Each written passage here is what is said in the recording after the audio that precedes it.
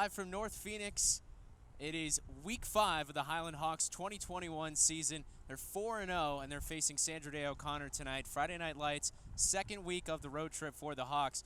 Jack Johnson, Dominic Stern on the broadcast. Highland, again, they're undefeated, and they're facing a weakened Sandra Day O'Connor team that's just 1-3. But it's a long bus ride up here, Dominic. And, of course, you always want to consider the potential of a trap game, especially when you look at Highland's schedule going forward, teams like Basha, Hamilton, and Chandler. So, is it a trap game tonight, and how does Highland stay focused on their opponent ahead? Anything can happen on any given Friday night, so Highland's just going to go out, execute their game plan, win at the line of scrimmage like they have their first 4 weeks. If they do that, they're going to walk out of here with the win, but if they don't do that, you could see the trap game come into play. Of course, Dominic, Desert Vista last week, you were there on the call doing color commentary. What'd you see? What were your impressions of the Highland team? It was kind of the first time you laid your eyes on them this season. What'd you see kind of offensively, defensively? They pulled away in the second half. What impressed you the most about their performance? Well, so first road game of the year, started off really slow in the first half. Didn't score a touchdown until about less than a minute in the first half. So they got off to a slow start. You want to try and fix that here, get off to a good start, feel good about yourself, and then you can really start to execute here. But I was really impressed by the offensive line. They're able to open up holes for the entire running back trio. They're able to create passing lanes for Gage Daly. And the defense was extremely dominant. Allowed a touchdown on the first drive on a really long play. Didn't allow another touchdown until Desert Vista started in opposing territory. So the defense, if they can just continue to play well, fill the running lanes, they're going to do well. Highland's going to need stars to show up tonight like they do every week. Guys that can really fit the mold of a player that can do it all. One of those players standing down the sideline pregame caught up with the third member of our team, Amir Mohammed. Yes, sir. I'm here with Cash Palmore, the Highland Hawks right now. And Cash and his team, they're excited to get out here tonight against O'Connor. Cash, what are you most excited about specifically getting started off in this game? They like to run a lot, so that's what I'm excited about. I play middle linebacker, so just filling gaps, hitting the line or running backs hard. So that's what I'm excited for. Now, you say you play middle backer. Are you more of that vocal leader, or you just sit there, lead by example, expect your guys to follow you to the ball? I'm both of them. I'm vocal and I lead by example. So. Yeah, for sure. I mean, what do you feel a win like this can do for you guys' confidence? You know, you dominated last week.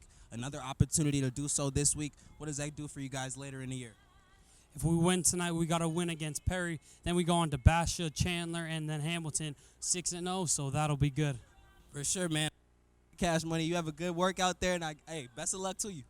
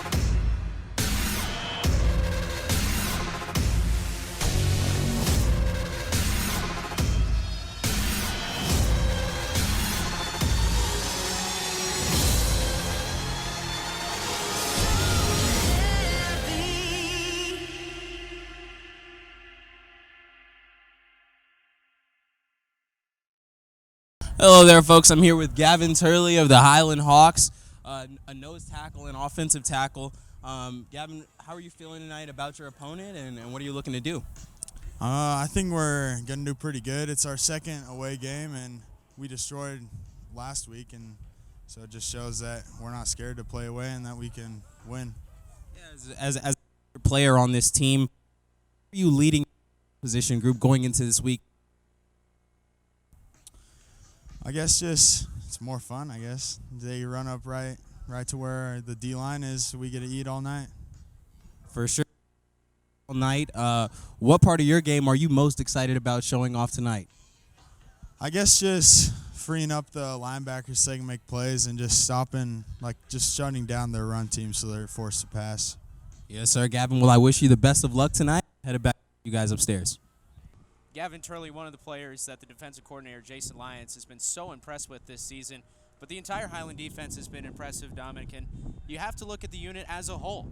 And, of course, they just have a tendency to flock to the ball. There's always hats on the play. What impresses you most about them? Well, just their gap discipline. They don't try and do too much. They let everyone else do their job and know that, hey, if I do my job and you know what, the play doesn't come to me, I know I can rely on my teammates to do their job and they can make the play. It's the unselfishness, the team, we, not me, that you really see with Highland, and that's why they're 4-0. Hard to believe, but we're halfway through the season after tonight. It's the Hawks and the Eagles. Highland versus Sandra Day O'Connor coming up next on the Highland Hawks TV network. Number 5 Highland, 2 schools rooted in Arizona football history. Yeah. That's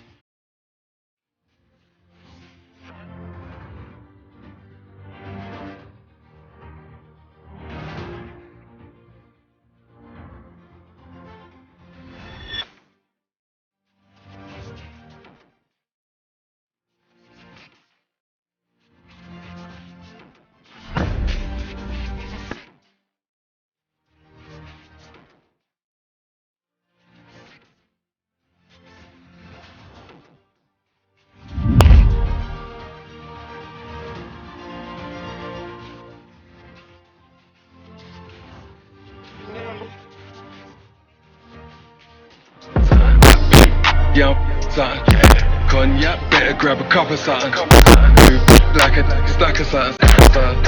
Like a stack of something. The monster, it's like a truck or something.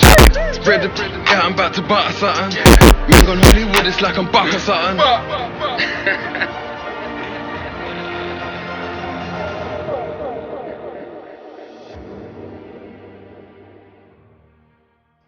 Live from North Phoenix, you're watching the Highland Hawks TV network. Highland versus Sandra Day O'Connor in Week 5. The Hawks enter as the road team 4-0, and Sandra Day O'Connor 1-3. It's been a disappointing start to the season for the Eagles. They're hoping to turn things around against a Highland team that really has yet to be tested so far this season. Will that change tonight? Jack Johnson, Dom Stern on the call. Dom, what does Sandra Day O'Connor need to do to establish any chance of knocking off Highland tonight? Well, they like to run the ball, so it's going to be up to Highland's defensive front and the linebackers to be able to stop that. If you can stop the offense from doing what they want, you're going to make things frustrating for the Eagles, and it's going to be a lot harder for them to pull off the upset.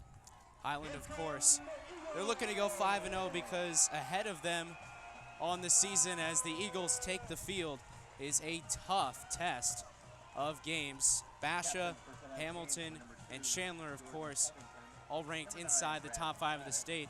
A victory against any of those teams moves Highland in there. But you talk to the coaches, you talk to the players, as successful as they've been this season, they still have this underdog mentality, Dom. Yeah, and that's the mentality you got to have, because if you don't believe in yourself, no one else is going to believe in you. So they're still a little overlooked here in the Valley, but, you know, another win and you're starting 5-0, then you're really going to start getting people to pay attention to you. You can't let Sandra Day O'Connor run faster than you. The hungry dog runs faster. You got to be hungrier than them because they're still looking to get back to 500. We talked about this at the top of the broadcast. This has all the makings of a trap game. Of course, that's something the coaches will hammer home throughout the week. You have to stay focused on the opponent ahead of you. How do you do that during the week? Well, you got to stay disciplined at practice. You got to take it seriously, and you got to pretend like you're going up to teams like Chandler and Basha, and not that you're facing a 1-3 opponent. That's the way that you stay on top. That way you don't trip and fall against an inferior opponent. So Highland will return this opening kick.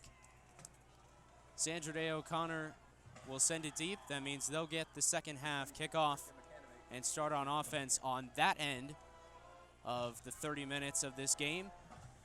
Carson Molyneux and Chance Cawthon are the deep men for the Hawks. Ball on the tee at the 40-yard line.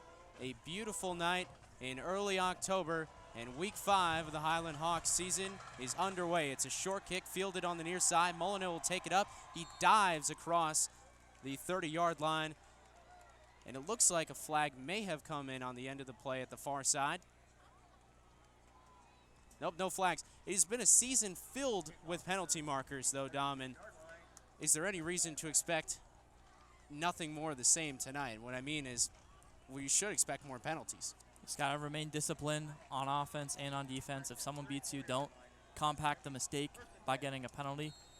Just play discipline. So Highland will start from their own 34-yard line, and the handoff goes to Trujillo. He's got a lane. He cuts to the outside. He's got a first down on the first play from scrimmage. Great read there from Trujillo. Cooper Stevens opened up the hole on the right side. Run was originally designed to go left to the far side of the field, but Trujillo saw the hole and he cut it back. And sometimes coaches will even design cutback lanes into plays. That was just good interior blocking by the Hawks as they are looking to establish their presence up front. Another run, Trujillo trying to bounce it outside again. Two defenders converge. Trujillo somehow escapes and lunges forward across midfield. He might have another first down. 2 plays, and both of them have gained about 10-plus yards. It looked like Trujillo might have been able to get taken down in the backfield there, but he was able to shake a couple of Eagles tackles there. That's a sign of a good running back. He's breaking tackles early, starting to impose his will. 2 plays, and Highland has already moved onto the Eagles side of the ball. Both of them runs. The Eagles bring a couple more men up near the line of scrimmage. This time, Daly will keep it. Juan to throw, pulls it down, runs to the left side. Daly turns it upfield. He'll pick up about 7 yards. It was an option there for Daly. He was also looking at Hunter Stewart there on the far side. Stewart had his back turned to Daly. Daly, he made the smart decision to not try and force it there. Just take the ball. You got second and short here. Maybe for Highland, go with some play action and throw it deep here, knowing that you'll have a third and short if it's incomplete. 3rd down and 2. Highland has Hess. Or 2nd down and 2. They have Hess. Sparks goes in motion from the right side. Daly's got to get rid of it. Somehow gets away. Daly's eyes are downfield, and he comes back to the near side and has a completion for a first down. Yeah, just like I said, 2nd down and short. Throw it deep. Great job by Daly to avoid the pressure, and he hits Malloy Hess across the middle of the field. And now Highland's in the red zone early. They're striking quick on this opening drive, trying to quell any notion that this game is going to be close at all. And Highland has gotten off to fast starts in multiple games this season. Trying to do it again. Trujillo, left side, got a lane, tumbles inside the 15. Great block there by Caleb Lomu. He got downfield. He was the lead guy for Trujillo there. Nice solid first down run. Once you get in the red zone, the field starts to get a little tighter. You want to take advantage of every single yard you can pick up.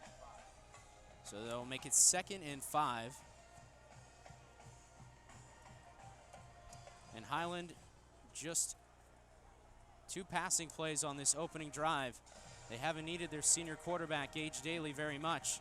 Senior running back, Steven Trujillo, has been the man to carry this drive forward. Here he comes again. Spin move, Trujillo. Through the middle. Another positive gain will make it 3rd down and manageable. Nice pull block there from Cooper Stevens. He led the way for Steven Trujillo, but Sandra Day O'Connor, they did a good job of plugging the other running lanes, not letting Trujillo get to the 2nd level. I'd like to see Highland run the ball here again on 3rd and short. And it has been working. They bring in the more powerful back, the thunder to Trujillo's lightning, if you will. Chance Cawthon had 3 touchdowns in the opening week. And the Eagles almost jumped off sides. They recover in the shotgun. Daly takes a snap. Here comes Cawthon, charging forward, first down. And it will be a goal-to-go situation. It's the smart play to do there. Just give the ball to your big running back. Allow him to run upfield, get north and south. Got the first down, and now you see Trujillo back on the field. But Cawthon remains in the game. And they like to put Trujillo in somewhat of a wingback set.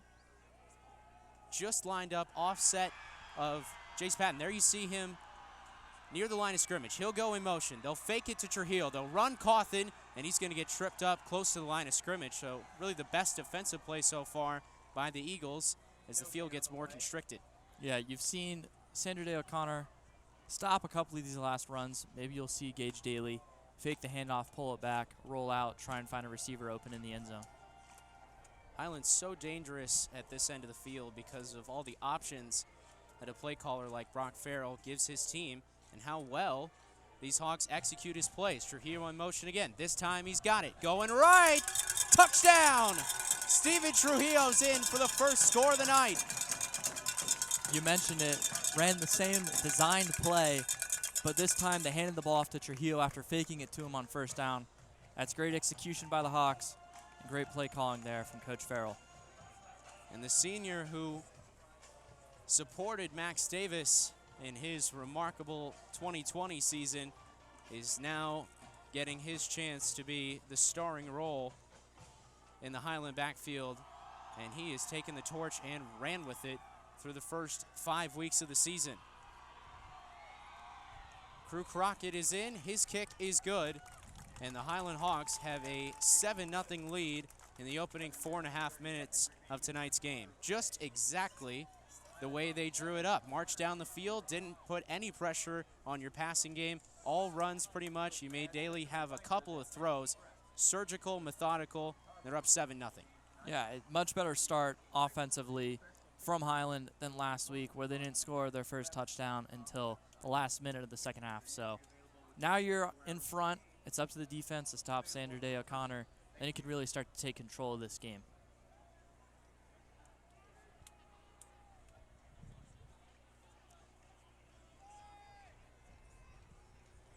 O'Connor, like Highland, has 2 men deep, split at about the 5-yard line. And Crockett, who doesn't have the leg that Jackson Ray did last year, but one of the things that special teams coach Brian McNamara likes about him, he's so accurate in kickoff placement. And that plays right into the Highland Hawks' hands. They have given up a touchdown return once this season against Pinnacle, but besides that, they have been like a boa constrictor on special teams. Fluttering kick. Return from the far side at the 5. Highland's down there, and the first man is going to make the tackle at about the 15-yard line. It looked like Jace Patton down on kickoff coverage there. Good job, like you mentioned, the boa constrictor, the kickoff coverage. Last week against Desert Vista, kicking off to the left side of the formation wasn't going as well. They went back to it, giving confidence in those players. And good coverage here. You don't get good starting field position for Sandra Day O'Connor. Yeah, they are backed up. Well, let's give them the 20-yard line. But they got to go 80 yards to tie this game. In this Highland defense, they make you earn your real estate. Under center is Jay Snyder. They send a man in motion. He's coming around the edge. And there's 4 or 5 Highland defenders in on the stop. Good job of containing the jet sweep there on first down. The last thing you want to do is let the outside run go down the sideline. Disciplined defense there from Highland. 4-yard pickup on first down. And the handoff was to one of the other running backs, Isaac Durazo, who is checked out. A short formation, kind of a stunted formation. Running backs only lined up about 3 yards behind the quarterback. They're trying to go outside again.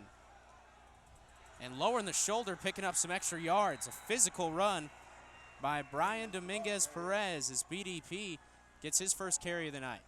Cole Crandall was in there on the tackle there. Far side, he's the free safety. He came down, make the stop, but they let him get outside on that play. You can tell this is what Highland was expecting, but that time they didn't quite defend it as well as they wanted to. So a physical run by Dominguez Perez, trying to set the tone for his team. It's tough to upset a team that views itself as such an underdog in its own division, but comes in tonight as the favorites. But that's what they're trying to do. They're trying to go outside once again. Dominguez Perez is going to get bottled up. He'll chase to the far side. He's going to get some yardage out near midfield.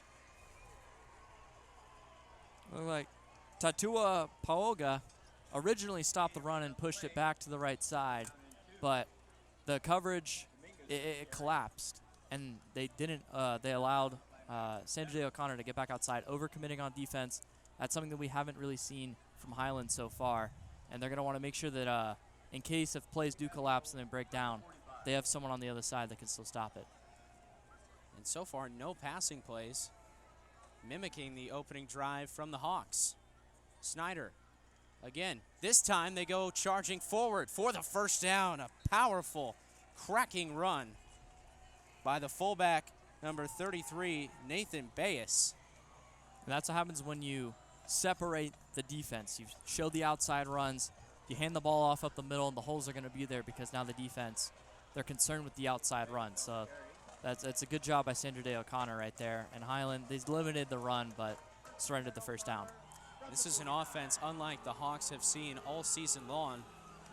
The Eagles look like the Army Black Knights in this opening drive. Snyder's first pass bobbled but hauled in across the 45, and the Eagles continue to march. It's the first pass. It was a quick pass. I think it's what we're going to be seeing a lot.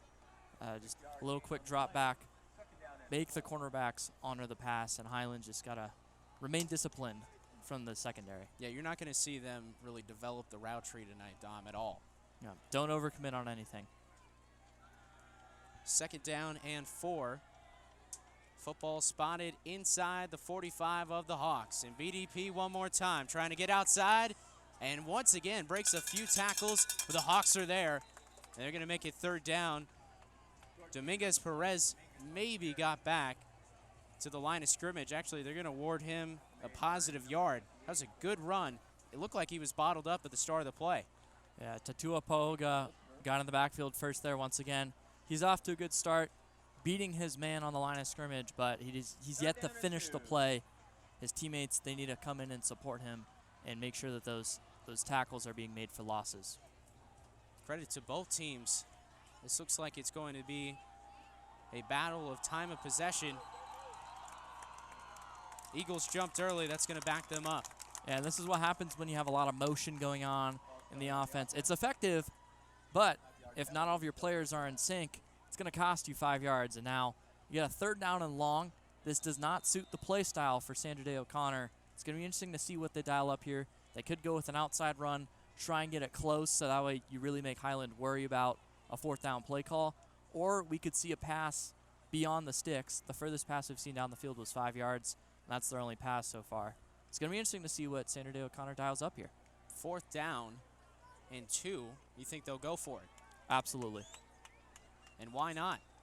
They are at home, and they have a great crowd on hand, but they are the underdogs. Snyder drops it off, screenplay.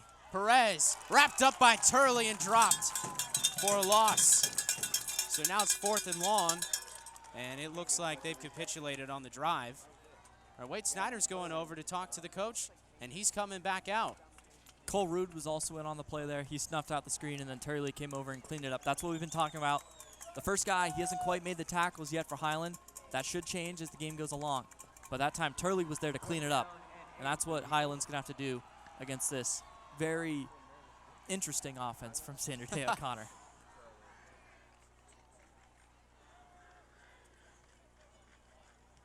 This punt will come from the 41-yard line, and it'll roll out of bounds inside the 5. So they pin the Hawks all the way back in the shadow of their own end zone. And they're going to spot this at about the 4-yard line. So a tough task coming up for the Highland offense. And we heard some overrated chants from the Sandra Day O'Connor student section there. So they know how good Highland is, but Highland's not going to allow themselves to think about that. They're just going to go out and execute. You got a chance here if you can drive the length of the field. You go up 2 scores early, then Sandra Day O'Connor's run offense is going to have to disperse itself. Yeah, the neon colors for the student section tonight. On the Eagles side, short pass, Bertrand Berry went down to a knee, and he's going to be ruled down at the spot of the catch. It was just a nice play to get out of your end zone. Now you don't get a holding call in the end zone. You don't get sacked in the end zone. So just get out of the end zone. Now the playbook might open up a little bit. Yeah, this playbook goes from a pamphlet back to a book. And just as you said, Dom, they're going to go in the pistol. Carson Molyneux is the running back, set behind Daly. But they fake it to him, and he's batted in the air and could have been intercepted if Daly threw that a couple miles per hour slower. 3rd down. You don't want to get too aggressive here, but you definitely want to try and extend the drive and give yourself another chance. You're at the 7-yard line. I'd like to see Daly roll out, use his legs, get an open space, allow him to either run or throw the ball here to complete the 1st down. Interesting setup here. 3 guys on the short side. Not sure I like this. Yeah, they have emptied it out.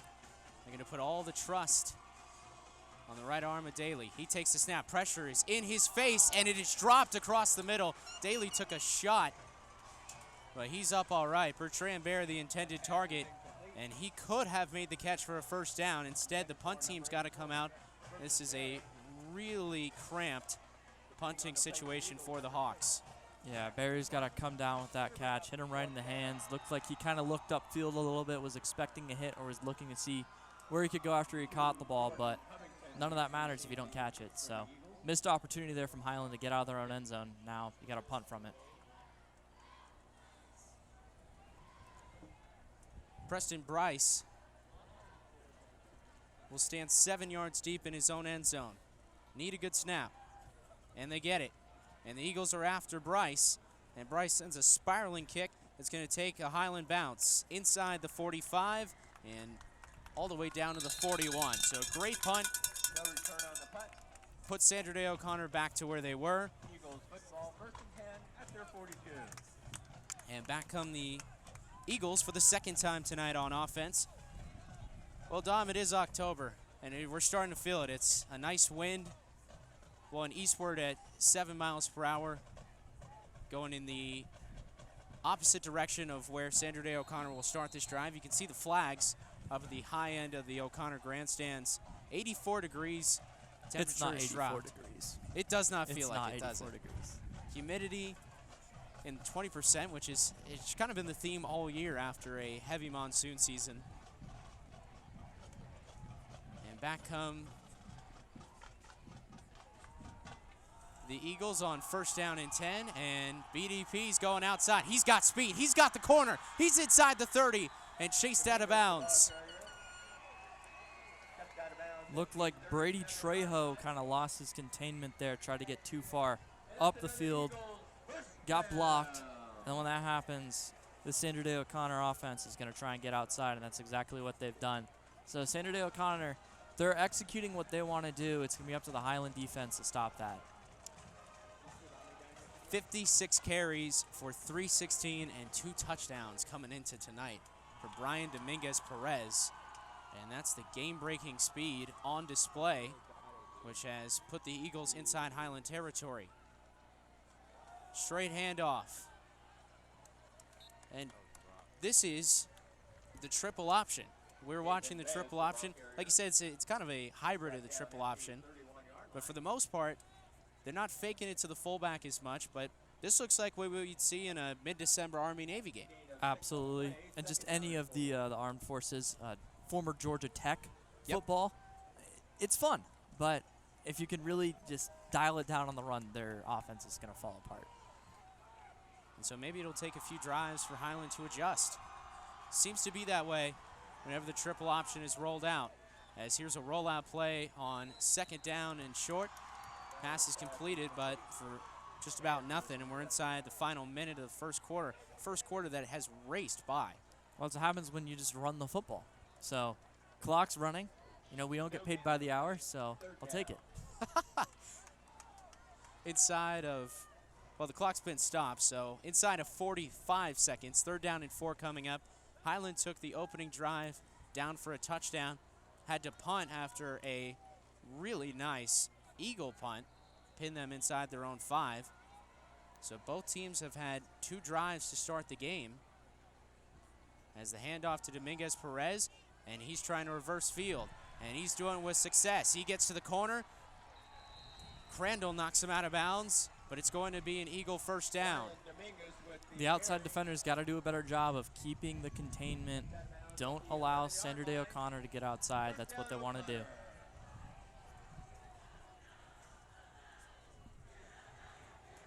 Clock's running at 30 seconds as One Direction makes its way through the Eagle student section.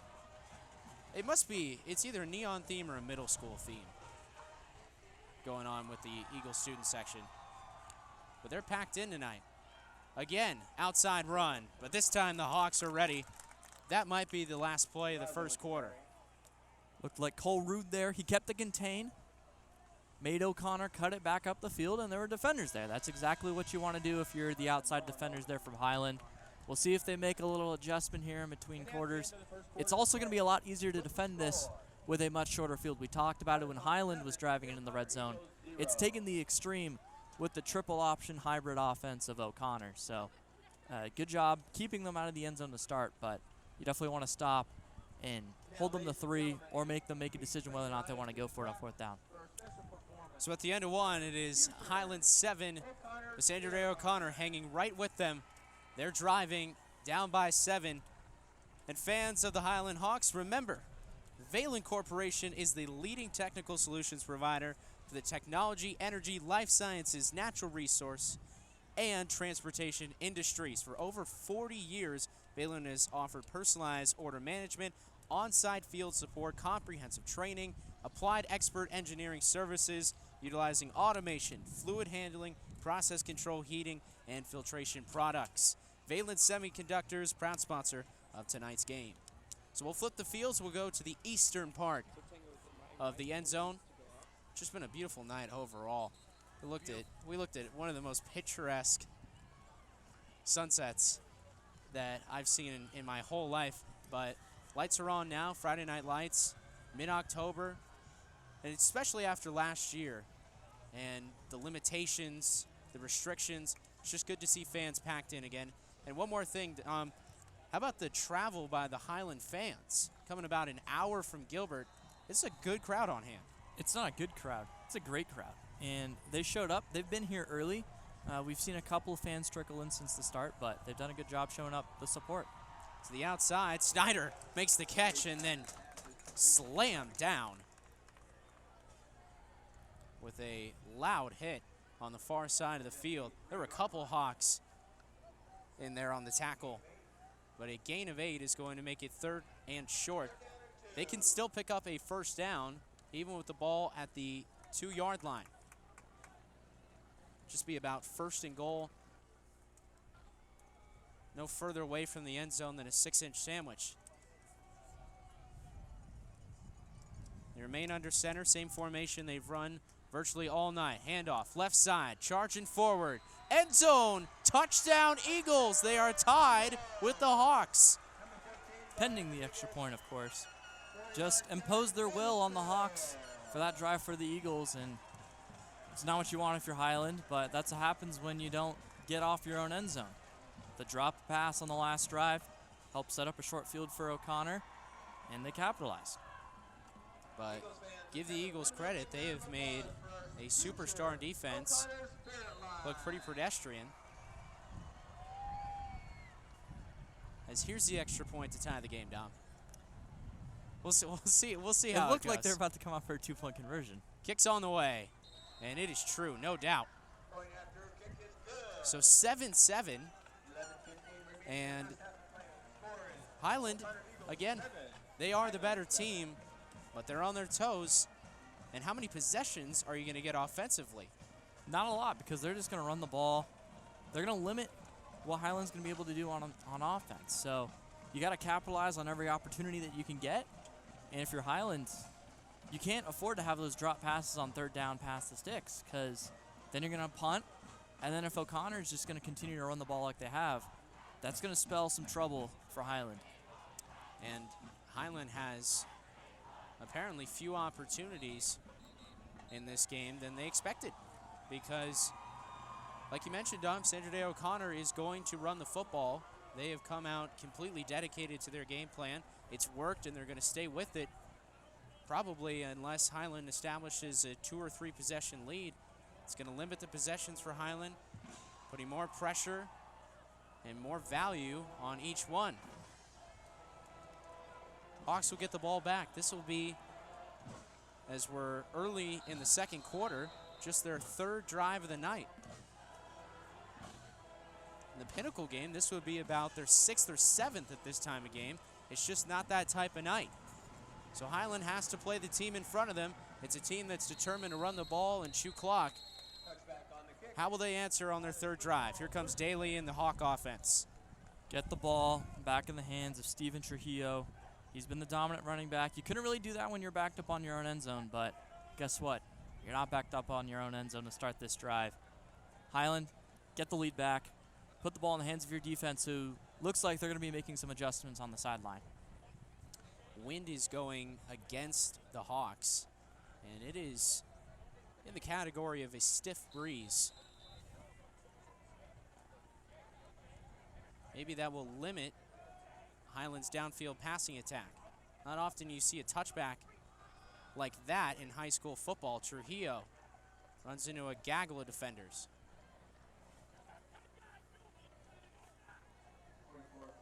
Didn't get too many yards there on first down. They are in front of the chains here, but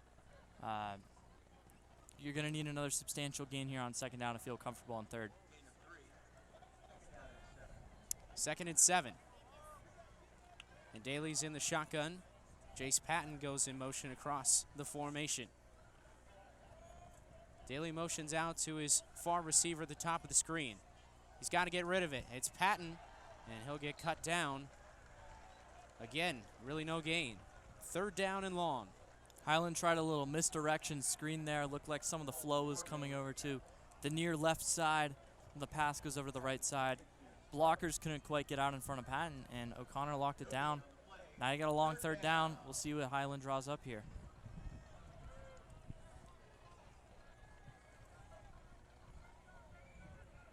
From the 20-yard line.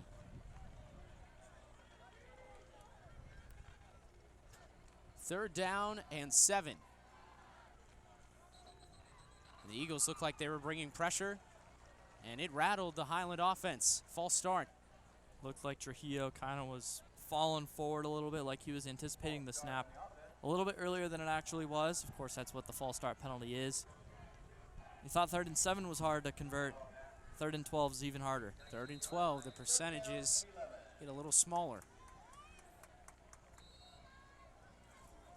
O'Connor's defense is kind of confused right now. They're trying to get lined up. The linebackers are all coming. It's a jailbreak blitz. Nice pickup by Trujillo. Daly lets it go, and it's caught near side. Hunter Stewart, 1st down across midfield. Saw Daly roll out to his left there, which is not the comfortable throwing side for a right-handed quarterback. O'Connor brought the blitz, which left them in single coverage up top. Trujillo picked up the block in the backfield and allowed Daly to get outside and deliver the strike on target. Great play, great execution. Gage Daly does it again. He's got the ball one more time. Pass is caught, lunging forward. They go right back to the well and hit Stewart for a completion out across the 40. Yeah, Hunter Stewart almost broke free of that. O'Connor leaving no one over the top. If you're one of these wide receivers or even Trujillo for Highland, if you can just break a tackle, there's not going to be a lot of second line defense there for O'Connor. They're moving the ball. 2nd down and 2. We've talked about this. This is an opportunity to go deep, knowing that if it's incompletion, you can just run the ball on 3rd down and short. 2nd down and 1 from the 37. Daly, again, they're coming after him, and he gets away one more time. Long ball, Daly, Stewart. Oh, they almost had a touchdown, but racing back to make a phenomenal play to break up the score. I looked like Jaden Jacoby there on the pass deflection. Daly, I mean, the throw's on the run there, so it's hard to fault him too much for underthrowing that a little bit. But just another 1.5 foot on that throw, and Highland's up 14-7 pending the extra point. But That's the little margin for error. No big deal. It's now 3rd down and 2. Let's see if they hand the ball off, but O'Connor's really stacking the box here, so maybe you're going to look at a short pass, just run some slants or something that can easily create separation from defensive backs, but Highland's in control here with 3rd down and short. And the Eagles' game plan is simple on defense. Send everybody they can after Gage Daly. But Daly yet to be sacked tonight. Handoff. Trying to race through the pressure. Trujillo, big hole. Trujillo in the clear. There he goes. Inside the 10. Touchdown. Highland, Steven Trujillo on a give on 3rd and 2. What did I say? There's no margin for error with this O'Connor defense the way they're running it. It just takes Trujillo breaking a couple of tackles up the middle. Good blocking by the offensive line to open up the very tight holes given the blitz. Trujillo hit them, and he broke some tackles, and that's his 2nd rushing touchdown of the night so far. And now Highland, great response after the defense was unable to get a stop in the end zone. So good job from Highland. We'll see if the defense made some adjustments, and they're going to try and stop that triple option. Highland marches down the field and matches the Sandra Day O'Connor touchdown with a score of their own to go right back ahead. And pending the extra point, it'll be, once again, a 7-point advantage. Crockett's kick inside the right upright. It is 14-7 with 8:24 remaining in the first half. Very efficient drive there. Like I said, now it's going to be up to the defense to get their 2nd stop at the game. Contain the O'Connor rushing attack. They're going to try and break it outside, widen the defense, and then run the ball up the middle. That's what they've done so far. They've done it successfully. It's going to be up to the Highland defense to keep the containment and then slow down the rushing attack. Make them pass the ball. Yes, stack the box. They're asking for Highland to bring 7 or 8 guys on the play. Well, Highland has been stacking the box. We're seeing the deepest defenders just about 10 yards down the field, showing no respect for the passing game, and frankly, they shouldn't.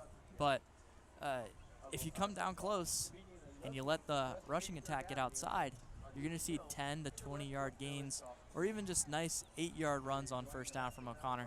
That's what you want to be able to limit. And of course, Dominguez Perez's speed, a little bit abnormal. They have to find a way to contain him because he has the legs to stretch out on these Highland defenders. And once he gets going, he's tough to bring down. Highland really hasn't put a hit on him tonight. They've just been chasing him out of bounds. Crockett. This kick to the far side of the field. And caught at the 3-yard line, coming up midfield. And wrestled down at the 24-yard line are the Eagles. And here comes their offense again. It was a great kick there from Crockett. DeRozzo, the kick returner for O'Connor, kind of caught it going backwards because it was a deep kick, but it was also down the middle in between the 2 returners. So we'll see if the kicks keep going there. And every kick is designed to go one direction or the other.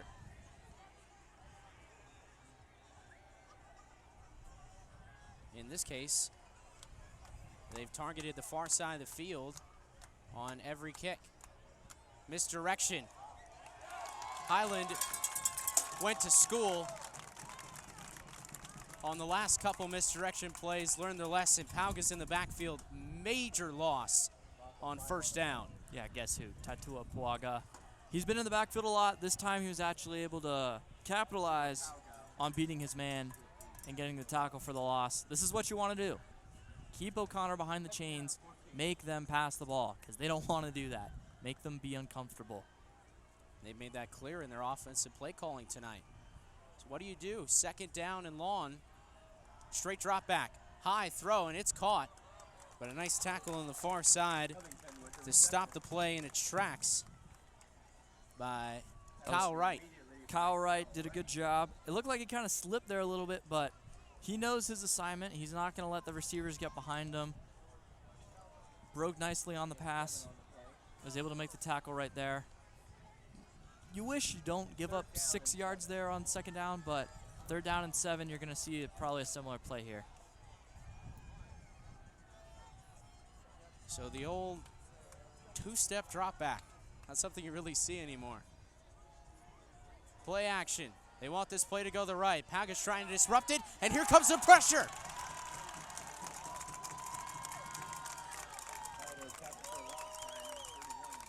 That's a good job by Pauga to get in the backfield once again.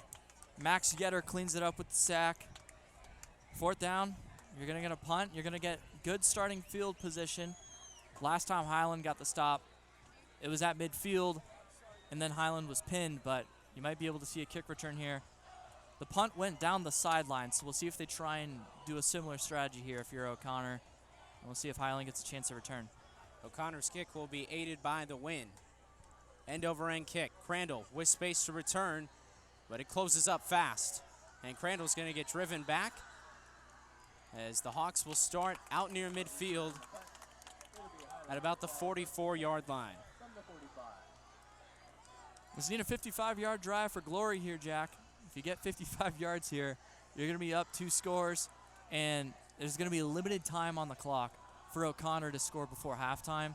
And they're not going to be a team that operates quickly. They can move downfield. We've already seen that multiple times tonight. But running the ball, they're not going to do it quickly.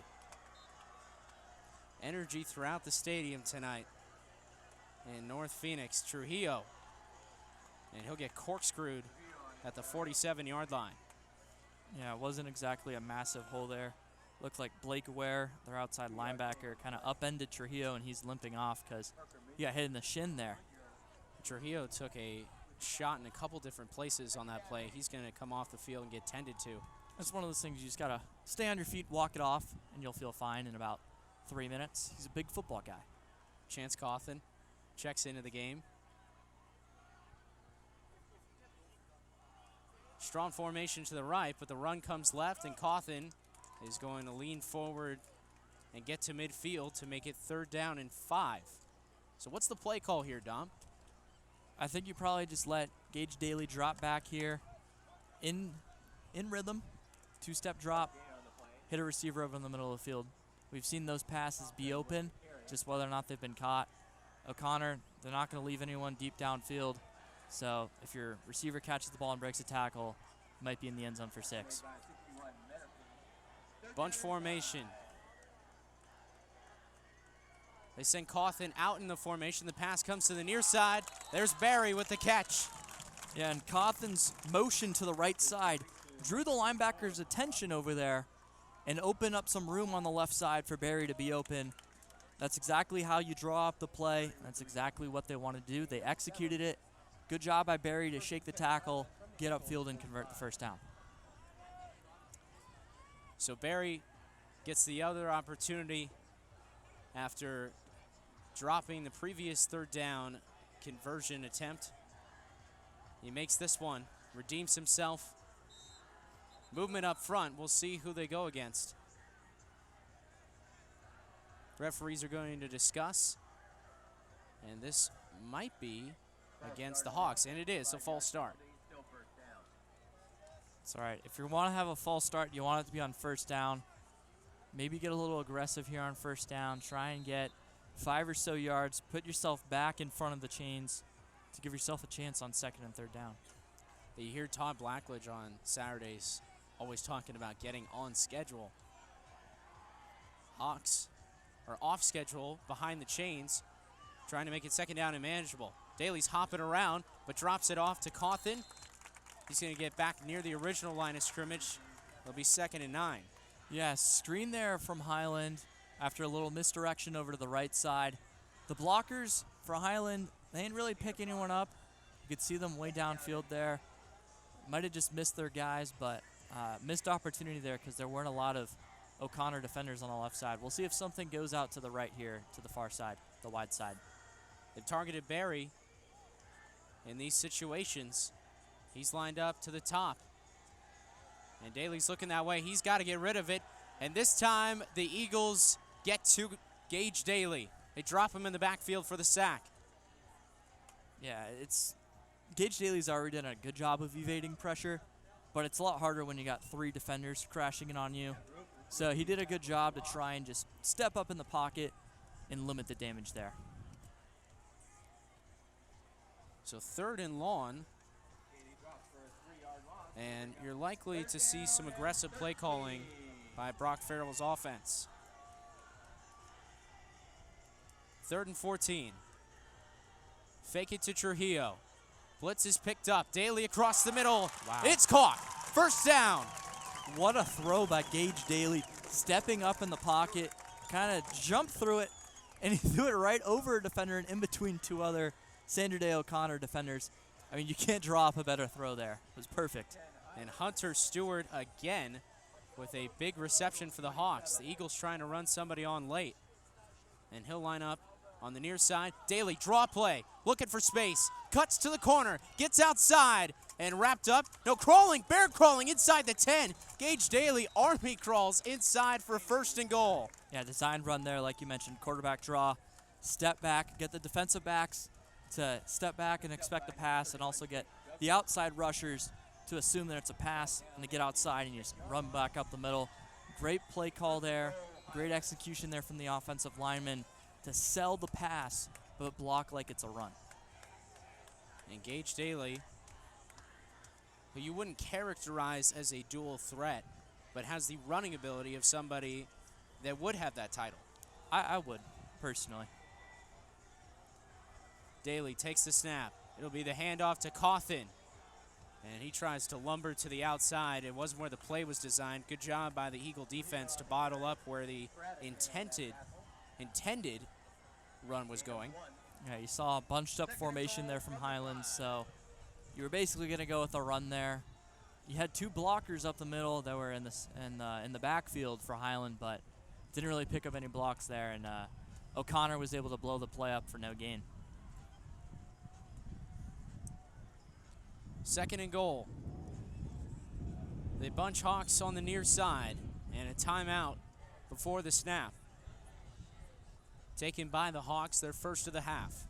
You might as well, because you're probably not going to get the ball back with another chance to score here with only 2 minutes left. So you might as well get the offense gathered. You know, they've sustained a nice 4.5-minute drive so far right now. Gather their composure, get some nice play calls in here. Let them know what you want them to do and how you want them to execute this play. So you can get in the end zone and up 2 touchdowns, and then all of a sudden you're really going to make O'Connor feel uncomfortable and get out of their skin. And how about this drive, kind of answering back to O'Connor, who has taken the ball and swallowed it on their drives. Highland has chewed a lot of clock. Gave them a taste of their own medicine there. No one likes their own medicine. No. It's just a fact. That stuff, it's disgusting. Bitter. And if you're O'Connor, you can't be liking this. This has got to be frustrating, and the offense has been on the sidelines for a long time. Watching some of those Gage Daly passes on 3rd down, it's got to eat you up on the inside. And on the sideline, Brock Farrell has to have a grin the size of the Grinch on Christmas Eve, because he has served the dish right back to O'Connor. Highland has used the run game on this drive to march all the way down the field, and they're on the doorstep of another touchdown. With this, knocked backwards. Another bunched up formation there for Highland. Once again, not really trying to deceive Sandra Day O'Connor right there, basically telling you, we're going to try and run the ball, stop us. That's exactly what O'Connor did. So you've called 2 run plays on 1st and 2nd down from the 5.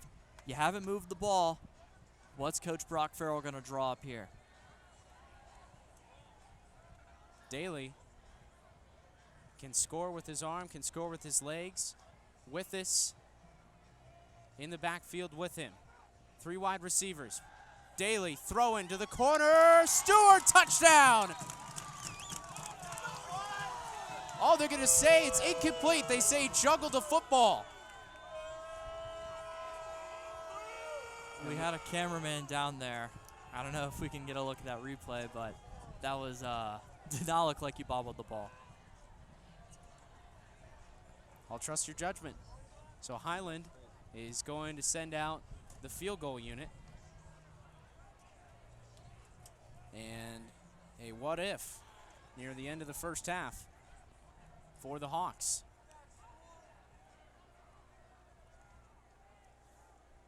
A beautiful throw by Daly. It's going to be lost to the history books. Kick is up, no good, and Highland is going to come away with nothing. Wow. What a sequence of events there from Highland. I mean, what looked like a surefire touchdown ends up being incomplete, and then what looked like a surefire kick ends up not going through the uprights. So, huge missed opportunity there. It's kind of tough from back here to tell whether or not the kick went through the uprights.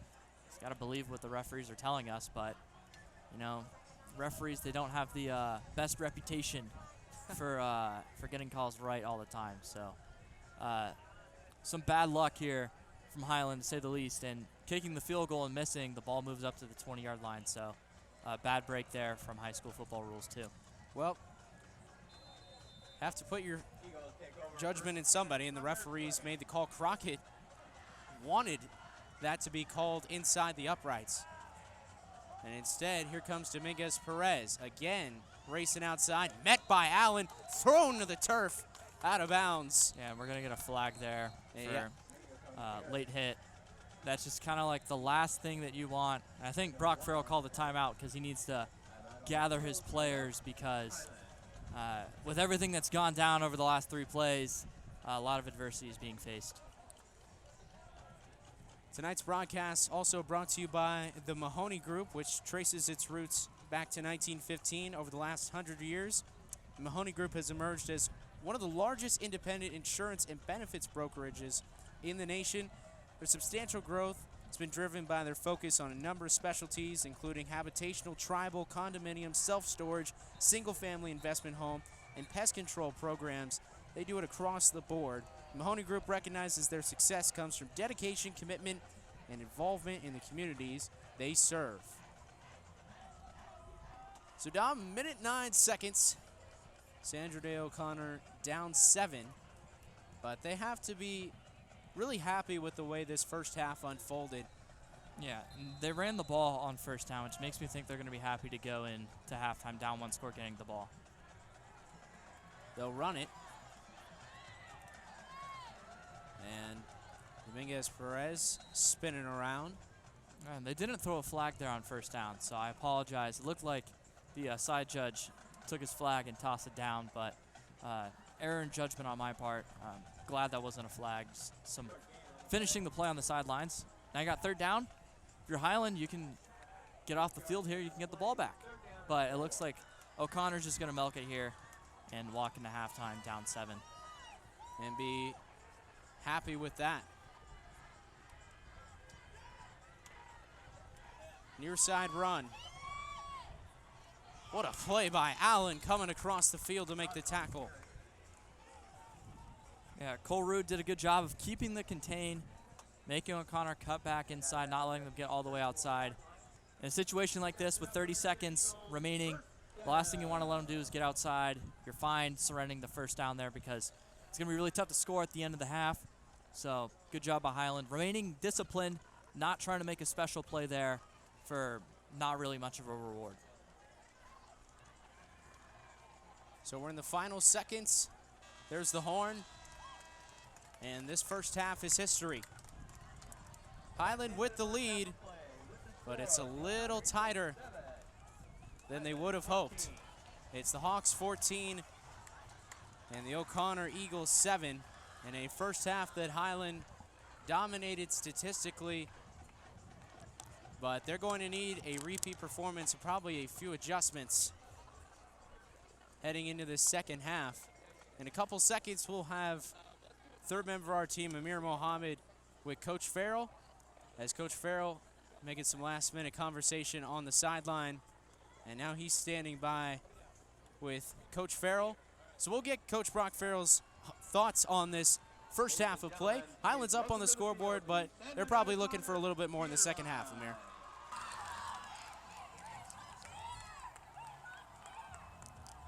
Yeah, I'm here with Coach Farrell, the Highland Hawks coach.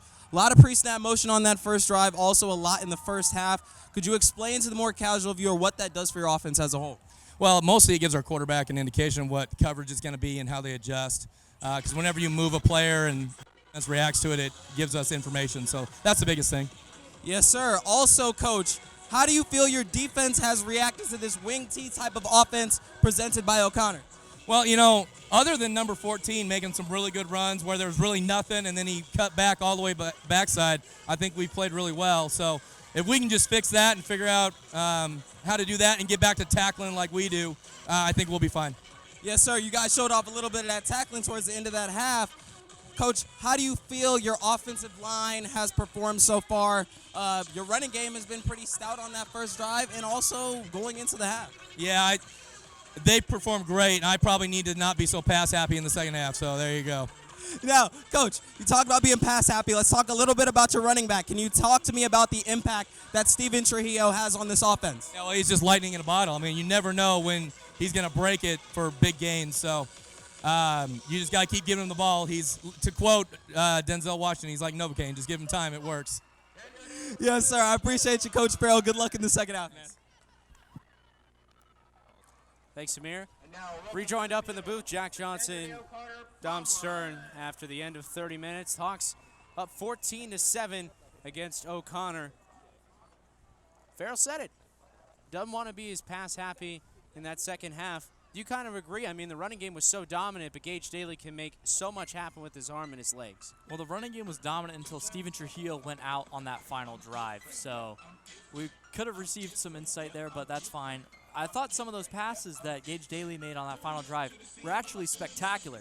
The drop pass in the end zone, the on-the-run pass down the left side, and then the one down the middle of the field, all those were on third down. They were on the money, so, I mean, sure, you could try and run the ball a little bit more to make sure you don't have to pass, but the passing game is working, and Gage Daly's been on the money so far. Unfortunately, the offense only has 14 points to show for it. So there you have it. First half is behind us. We look forward to the second half. O'Connor will get the ball to start. It'll be the Highland defense trying to hold the lead. We'll step aside from North Phoenix. It is the Hawks 14 and the O'Connor Eagles 7.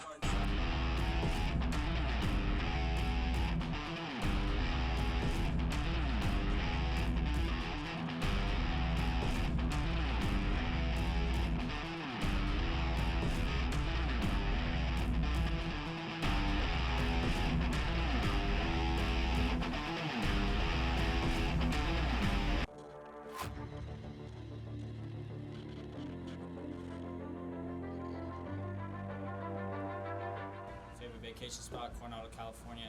Favorite vacation spot, Baja, Mexico. Hawaii, Mexico. Lake Powell, Newport Beach. Favorite vacation spot, studio. Southwest Minnesota State, let's ride. Santa Monica Beach, California. North Korea. Hilo, Hawaii. South Africa. Temple Square. Favorite vacation spot is the woods. That's Pine. Vacation spot, Arizona. Disneyland. Flagstaff, Arizona. The beach. Idaho. San Diego. Favorite vacation spot, Hawaii.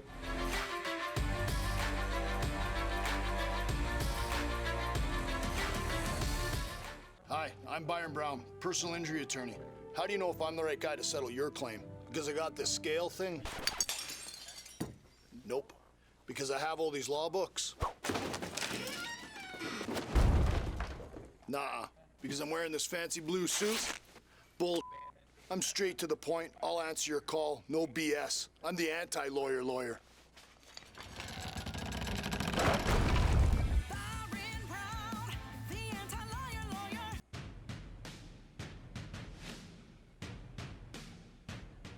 All right, so Coach's Corner this week, Coach D'Angelo Dunbar, the defensive coach back at Highland High School. Coach, we'll start at the top. I mean, how would you describe your group this season?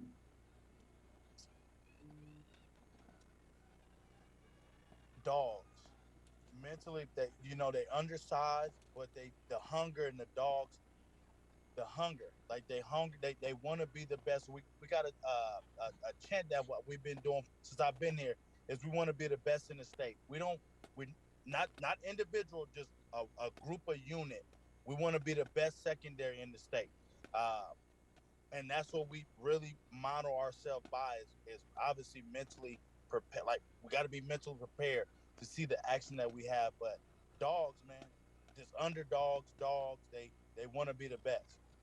I talked to the defensive coordinator, Jason Lyons, last week. He said, if there was a way to describe this defense, it would be blue collar. You're not afraid to pick up the shovel, pick up the hard hat. You feel like that's kind of accurate? Absolutely. And it's not just with the defensive guys. You got the defensive coaches, and then you got the guys that doesn't get a lot of reps. So next man up. So somebody go down, we have somebody prepared and ready to go to do that job. So it's pretty awesome, man. And I haven't had that a lot in the 5 years that I've been here with when we got the depth that we have. So it's pretty smooth. And that's right on the head, right on the head. Blue collar, I love it. So you like to say, keep grinding to your players, people who have graduated, going on to D1 schools, going on to college, wherever they're playing, kind of a way to motivate your guys. But in your eyes, what does it mean to grind? Always be humble. Stay underneath until it's your time to pop. And I love where I'm at Highland when it comes to being an underdog because it doesn't matter who we play. Highland is always the underdog. I don't care what nobody said. Highland is the underdog, and I love it. I love it because for us to compete with everybody in the state or the team that we're trying to compete with at the last of our schedule, you have to continue to grind. You have to continue to work on your craft. Regardless, we're 6 weeks in, 7 weeks in, you got to continue to grind to blossom. You got to continue to water the flowers for it to blossom in the rain, sleet, snow, summer. You know what I'm saying? So grind. If you don't stop grinding, you're going to be ready for anything that comes your way. Once you stop grinding is when you really going to fold or you're going to see uh, uh, what is the word I'm trying to look for? When you stop grinding, the success is not going to come to you as fast if you was to grind. If that makes sense. Yeah, it makes perfect sense. I love the way you said water the flower, keep it going. Keep it going week in, week out. What have you enjoyed most, Coach, about this entire process of coaching these guys this season? The relationship that I built. It's not about wins and losses. It's not about how many receiving yards we give up. The buy-in that these kids have for just myself, but just my family as well. Like it's not a coach player. It's a little brother, big brother. It's a family. That's how I look at it, and I do that with all my secondary players, but all the players that's on the team. On the team, I try to. It's bigger than football, and I use that for the last 5 years that I've been here. It's a brotherhood, and when you get guys that's on JV that you don't see a lot, they don't understand it. But once they see the sweat tear that we put in this, they're like, yeah, this is bigger than football. It's a brotherhood, family, and that's what I look at it as: is little brother, big brother, the bond that we will have forever. Coach, I'll ask this question to you personally. So, big win. Where are you going for the victory meal after the game? Ha! You know where we go, man. We last year we used to go to Zips all the time. Loved it. Obviously, the Zip that we actually went to kind of burnt down. So we go to this place that's called RTOs. Fire. RTOs is Fire, fire. RTOs Fire it is the is. spot. Okay, so in your playing days, Coach, what song did you listen to locker room, pregame, trying to get yourself hyped up, locked in for the matchup coming ahead? I'm a Nipsey Hustle type. That's my playlist. So I listen still to the day as a coach. I play a little, I get a little, to get my mental going. I play a little R&B, little slow mellow. Then once I'm into that mood, I gotta put my Nipsey on, man. I finish it with Nipsey Hustle. There you go. All right, last question. So, one thing you'd like to see from your defensive backs group, obviously, later in the season, you got some big matchups coming up: Basha, Hamilton, Chandler. What would you like to see out of your defensive backs group for them to take the next level up to be able to challenge those teams? Never fold. Bill again. That is big plays is going to happen. Like you're playing against a good program. You're going to make big. They're going to make big plays. We understand that. But what is your next play? How are you going to react to the next play? Communication. How are we in sync with one another so we're not giving up multiple big plays in the game. So just seeing them progress and communicate together and work as one. And once that happens, I'm not worried about are we going to come up and make a tackle. Not worried about are we going to set the edge in the run game. We're going to do all of those things. It's the little things as far as a miscommunication, let somebody take the top of our secondary. Is again, will it happen? Maybe, absolutely. But if we continue to allow that to happen multiple times, then we have a problem. But one time, two times, we can fix it. Communication is the big key, how we work together as one. All right, so facing O'Connor tonight. Coach, I'll see you out there. Good luck. Thank you so much.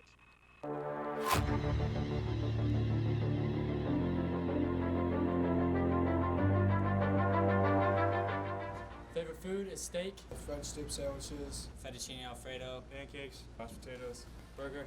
my mom's eggs and noodles, Favorite food, Pop-Tart. seared broccoli, Pizza.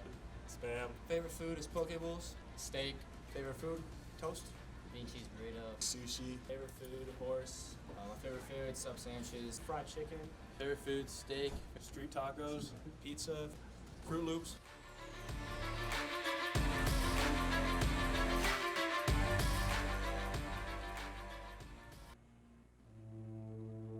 When you rise, your strength gives rise to those in need. When you lead, your plans inspire an industry. When you work, your dedication supplies life to nations. And when the rest of the world clocks out, you clock back in. You are the hardworking men and women that make everything possible. You are driven by your determination to pioneer the future. And we believe in you. We work with you to create solutions that will improve your process. From solutions in the energy industry and oil and gas measurement systems, to increasing productivity and throughput in solar panel production and semiconductor chip manufacturing, in designing safety systems for the automotive industry, to building custom systems for lean manufacturing production flow, and in automating processes in the life science and food and beverage industries. We are the experts behind the assembly, the design behind the machine, the technology behind the cure, and the solutions of the future. Our engineered solutions automate, innovate, and simplify your manufacturing process so you can focus on what you do best. Valen, complex technology made simple.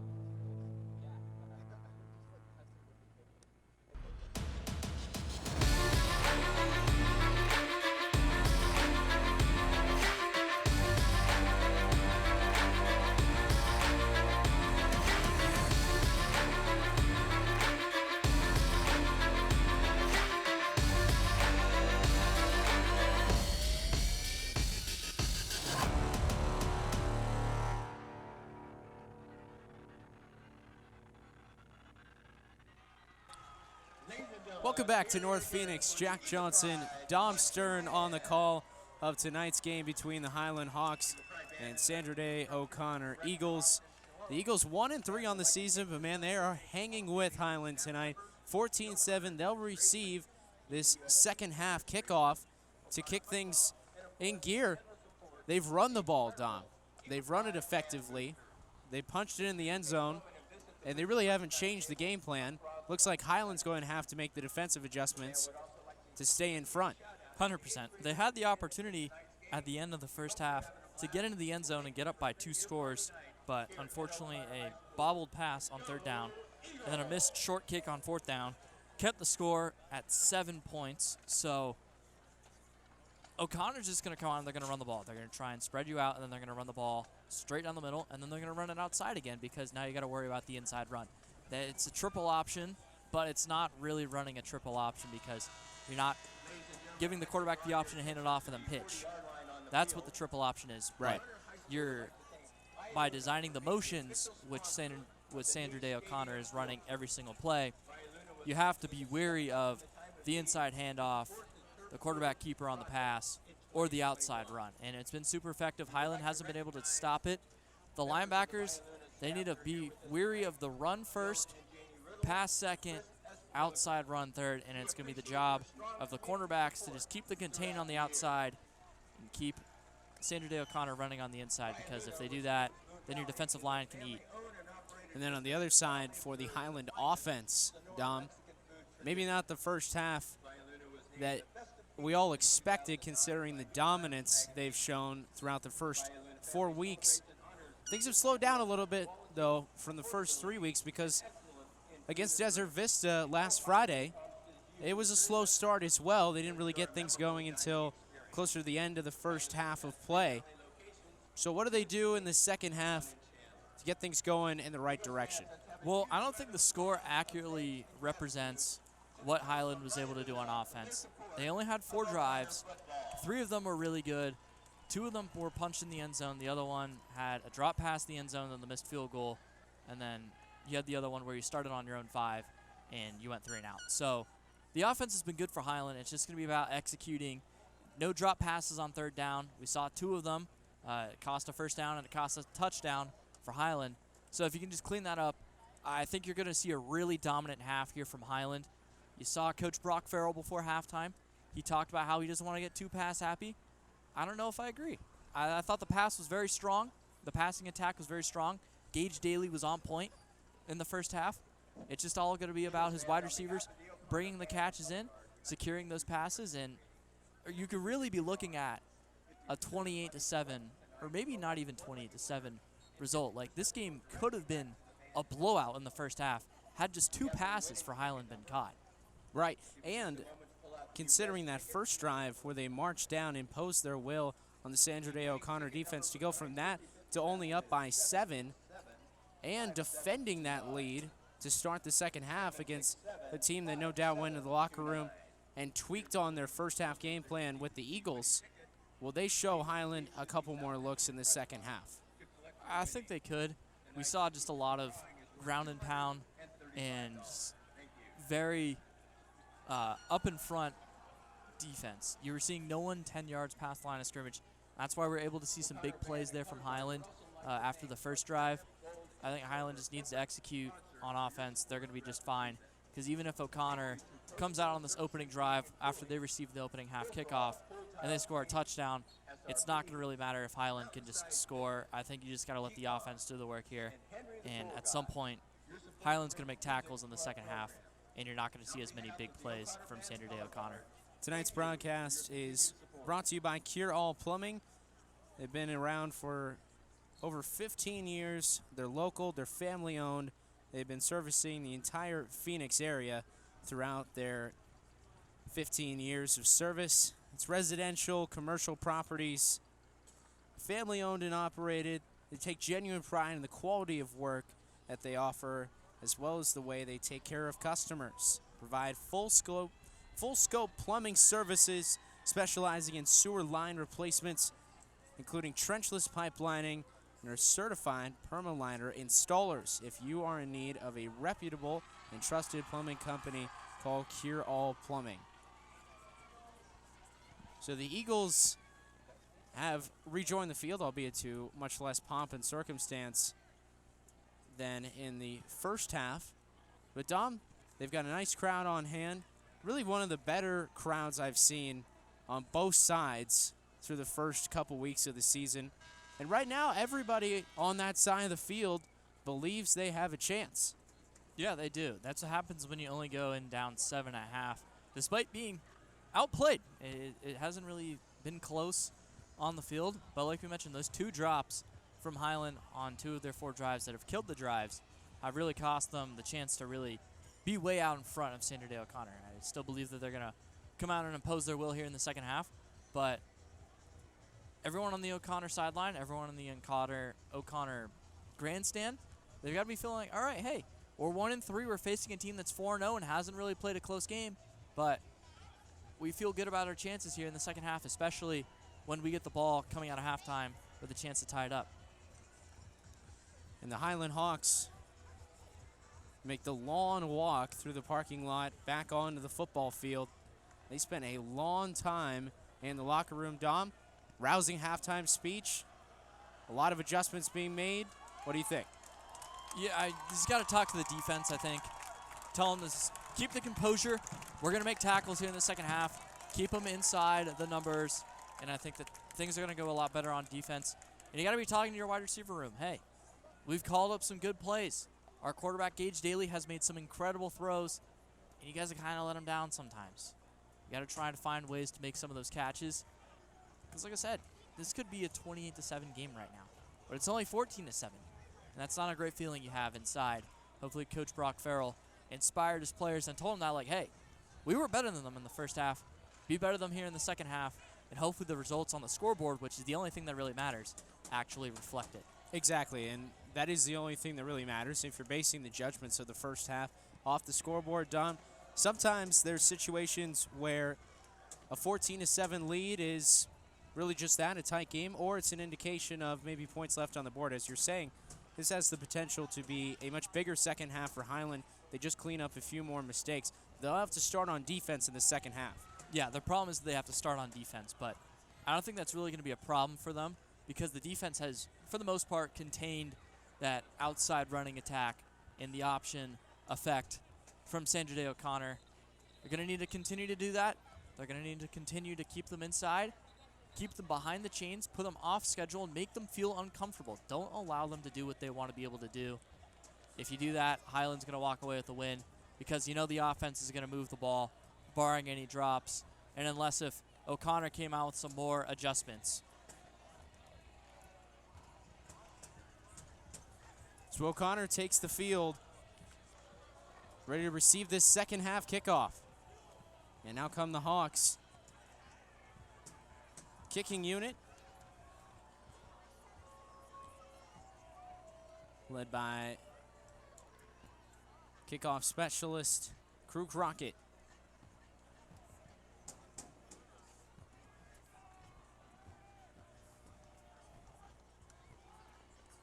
Highland and Sandra Day O'Connor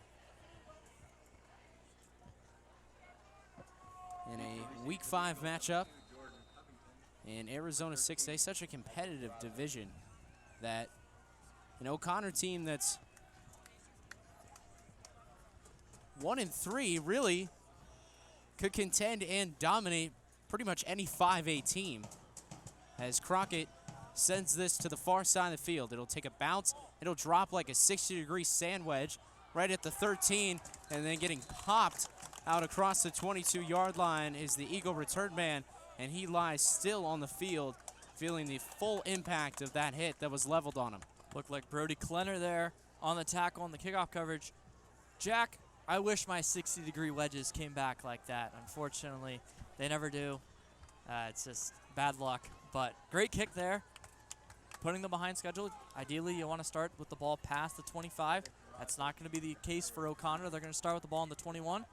It's in the middle of the field, so really you could see O'Connor run the ball to the far side, but there's no far side. So you could see them running the ball to the right or to the left. So going to need to see some discipline here from Highland on first down. Get them off schedule. First play of the second half for the Eagles. They'll run it. And Perez, again trying to go against the grain, finds nothing on first down. Yeah, I couldn't tell who got in the backfield there for Highland, but Max Yetter was able to get in there and clean it up for a loss of yardage. Great job there from Highland. You saw more of a traditional run there from O'Connor. Not really sure why they went away from what they were doing in the first half. They were doing it to a little bit of a degree of success, but now they're now behind the chains. We'll see if they go with the pass. Last time they were behind the chains on second down, they went with about a 7-yard curl route to cut it in half. Jay Snyder to the air, far side, and the pass is hauled in. But again, a nice tackle by Kyle Wright to stop the play right where it was caught. Yeah, like I just mentioned, that's what they did last time on second down and long. Just cut it in half, give yourself a much better chance on third down. We'll see if they run the same type of play or if they try and run the ball to the outside. They have the ball on the far side. Look and see if they're going to try and run the ball to the right.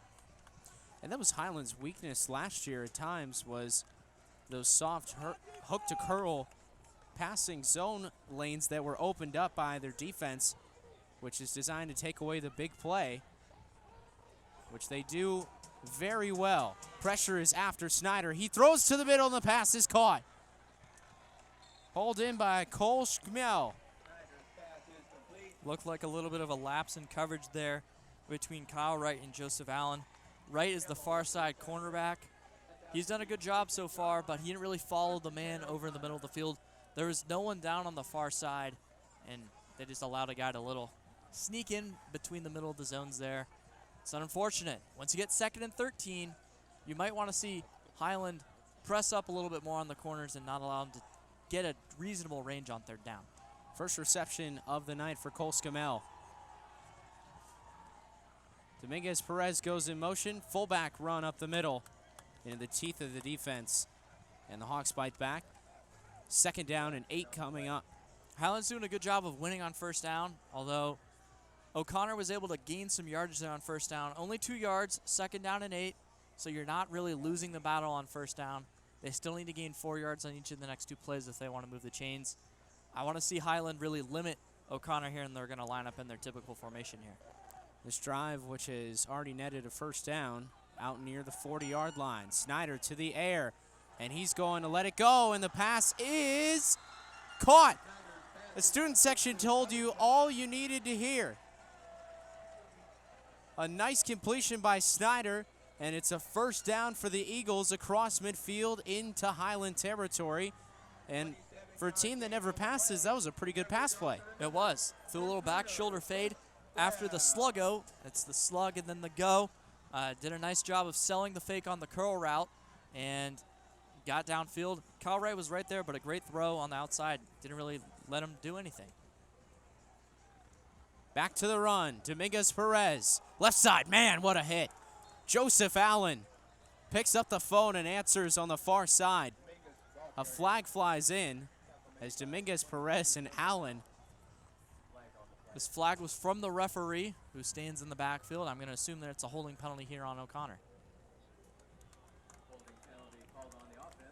That's what it is. It is. And this is going to move them back.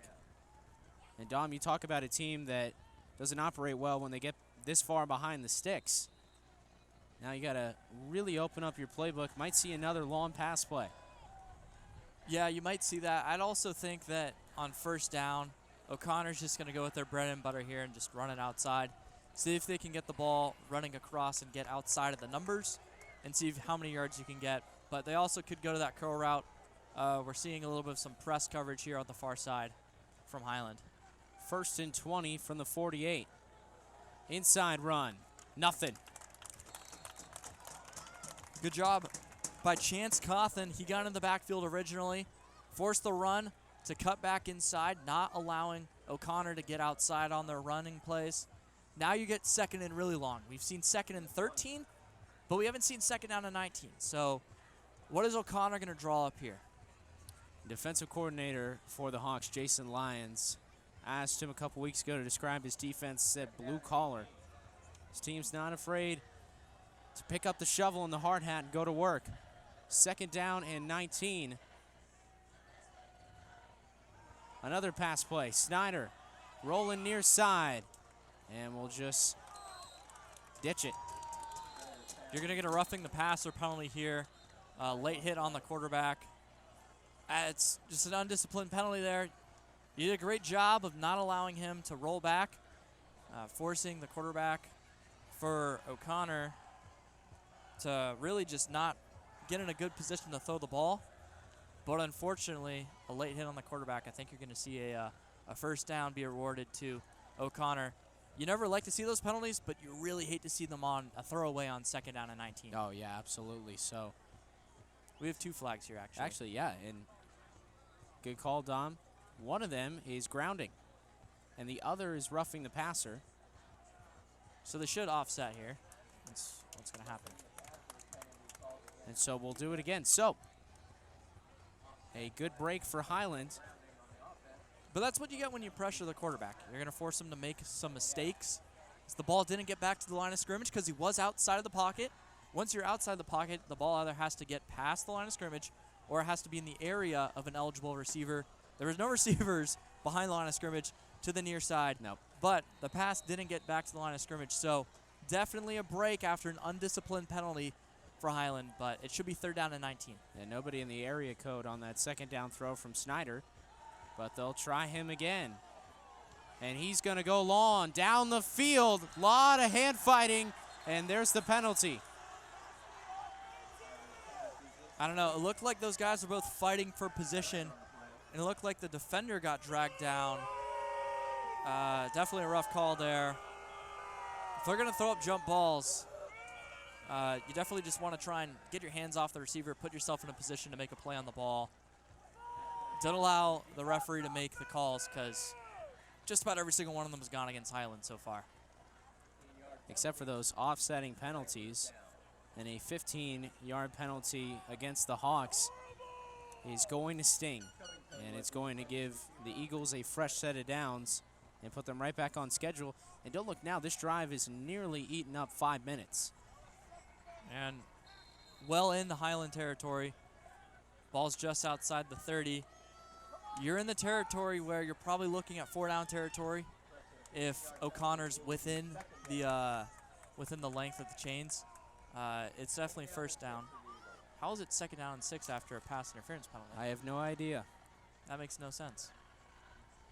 Handoff. Dominguez Perez on 5th down, and he'll get 3 yards, close to a first down. Yeah, that's an interesting question. I've never seen that. Is pass interference not an automatic first down?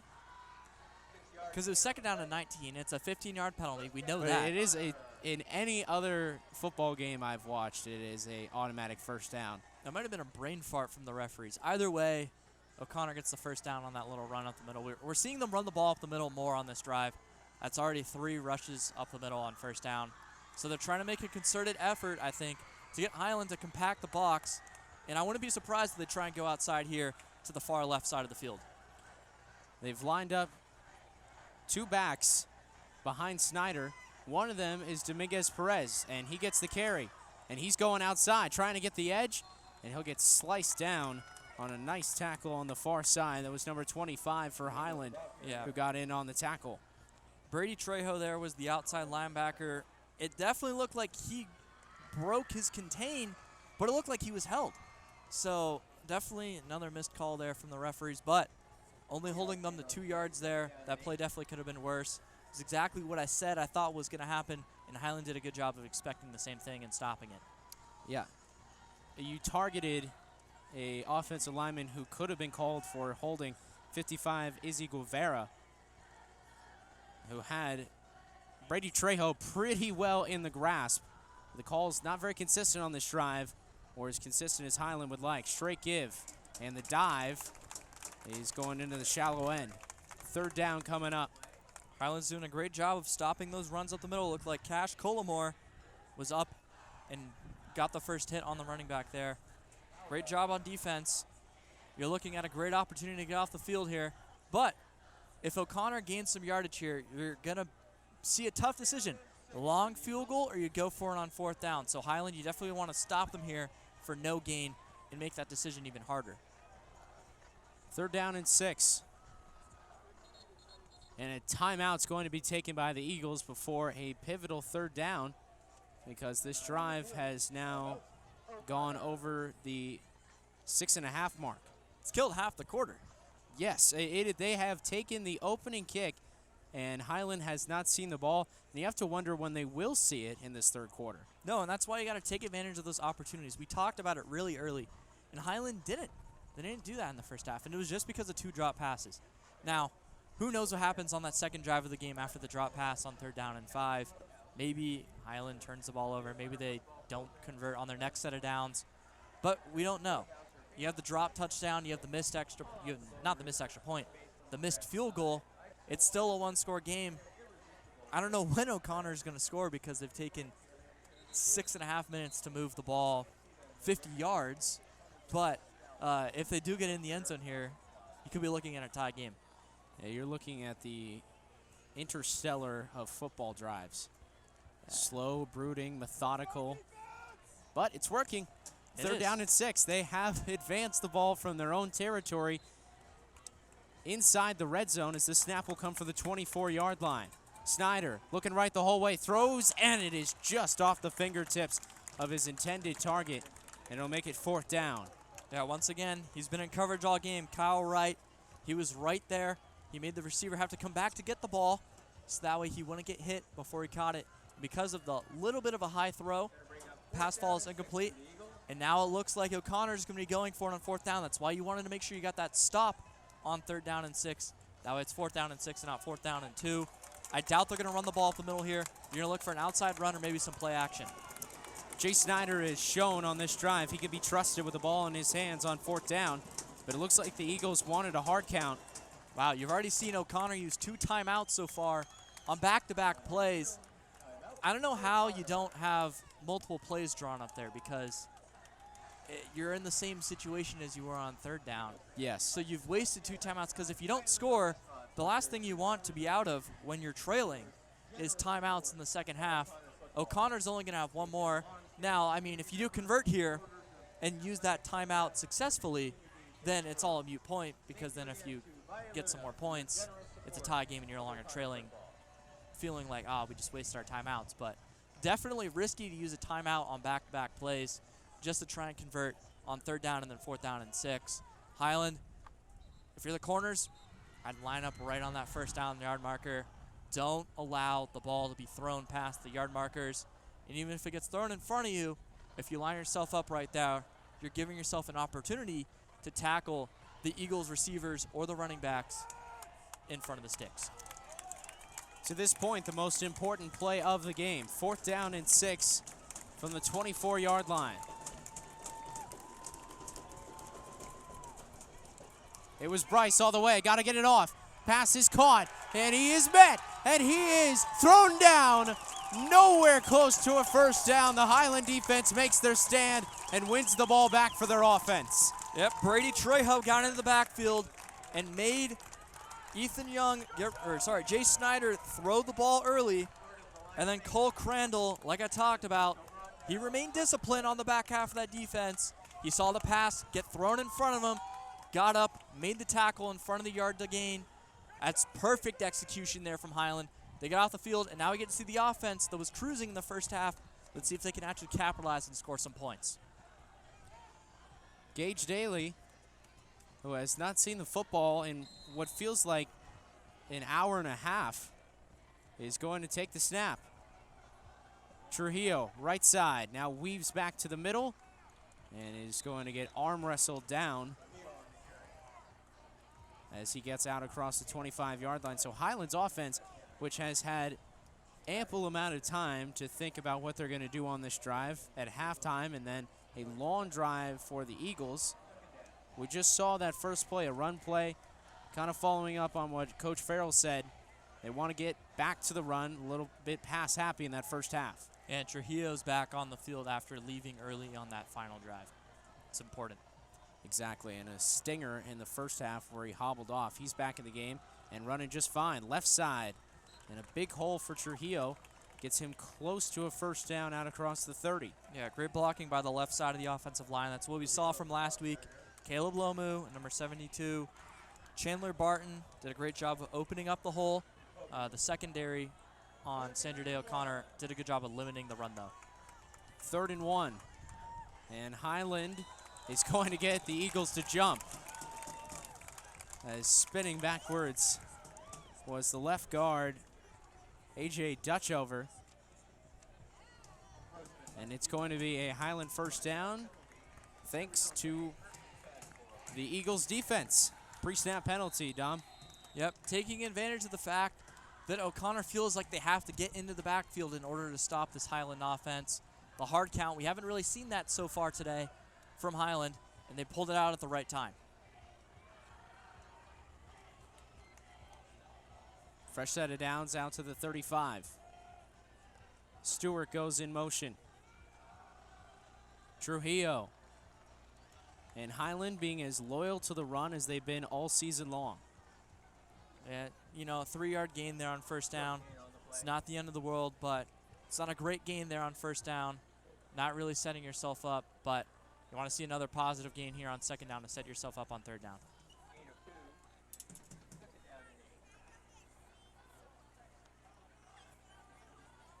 Highland's first drive of the second half. They got the ball with 5:10 left in the 3rd quarter. Daly to the air, takes a hit, but airs it out down the field, and this pass is incomplete. I cannot believe there is no flag. Waving his arms is Jackson Barton, the sophomore defensive back, but Malloy Hess and Barton look like they were in an embrace. Yeah, Jackson Barton was all over Malloy Hess. Malloy Hess kind of like got up because he thought there was going to be the penalty. Normally, like when it's close, you'll see the receiver look up like, yo, where's the penalty? But he was just expecting it because it was so obvious. That was so bad. Oh my gosh. You heard the jeers through our headsets, and then you saw them on your screens. That is as egregious of a missed call as you will find in football. Barton made no attempt on the football. Had Hess tackled before the ball even really got there. Daly trying to win it back on one play, incomplete. It was fingertips away from a massive reception on third down. And now with Highland in their own territory and a game that has developed into a field position war, the punt team's got to come on. Yeah, it looked like Mason Sparks just couldn't reach out to get that ball. Great throw there from Gage Daly. Maybe a little bit more air time, and you get that pass completed. Referees are still hearing it from the Highland fan base, and it's really hard to blame them.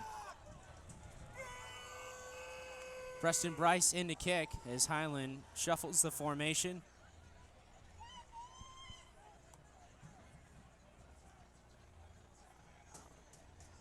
Return man for the Eagles is at the 26-yard line. Takes a Highland bounce and another hop.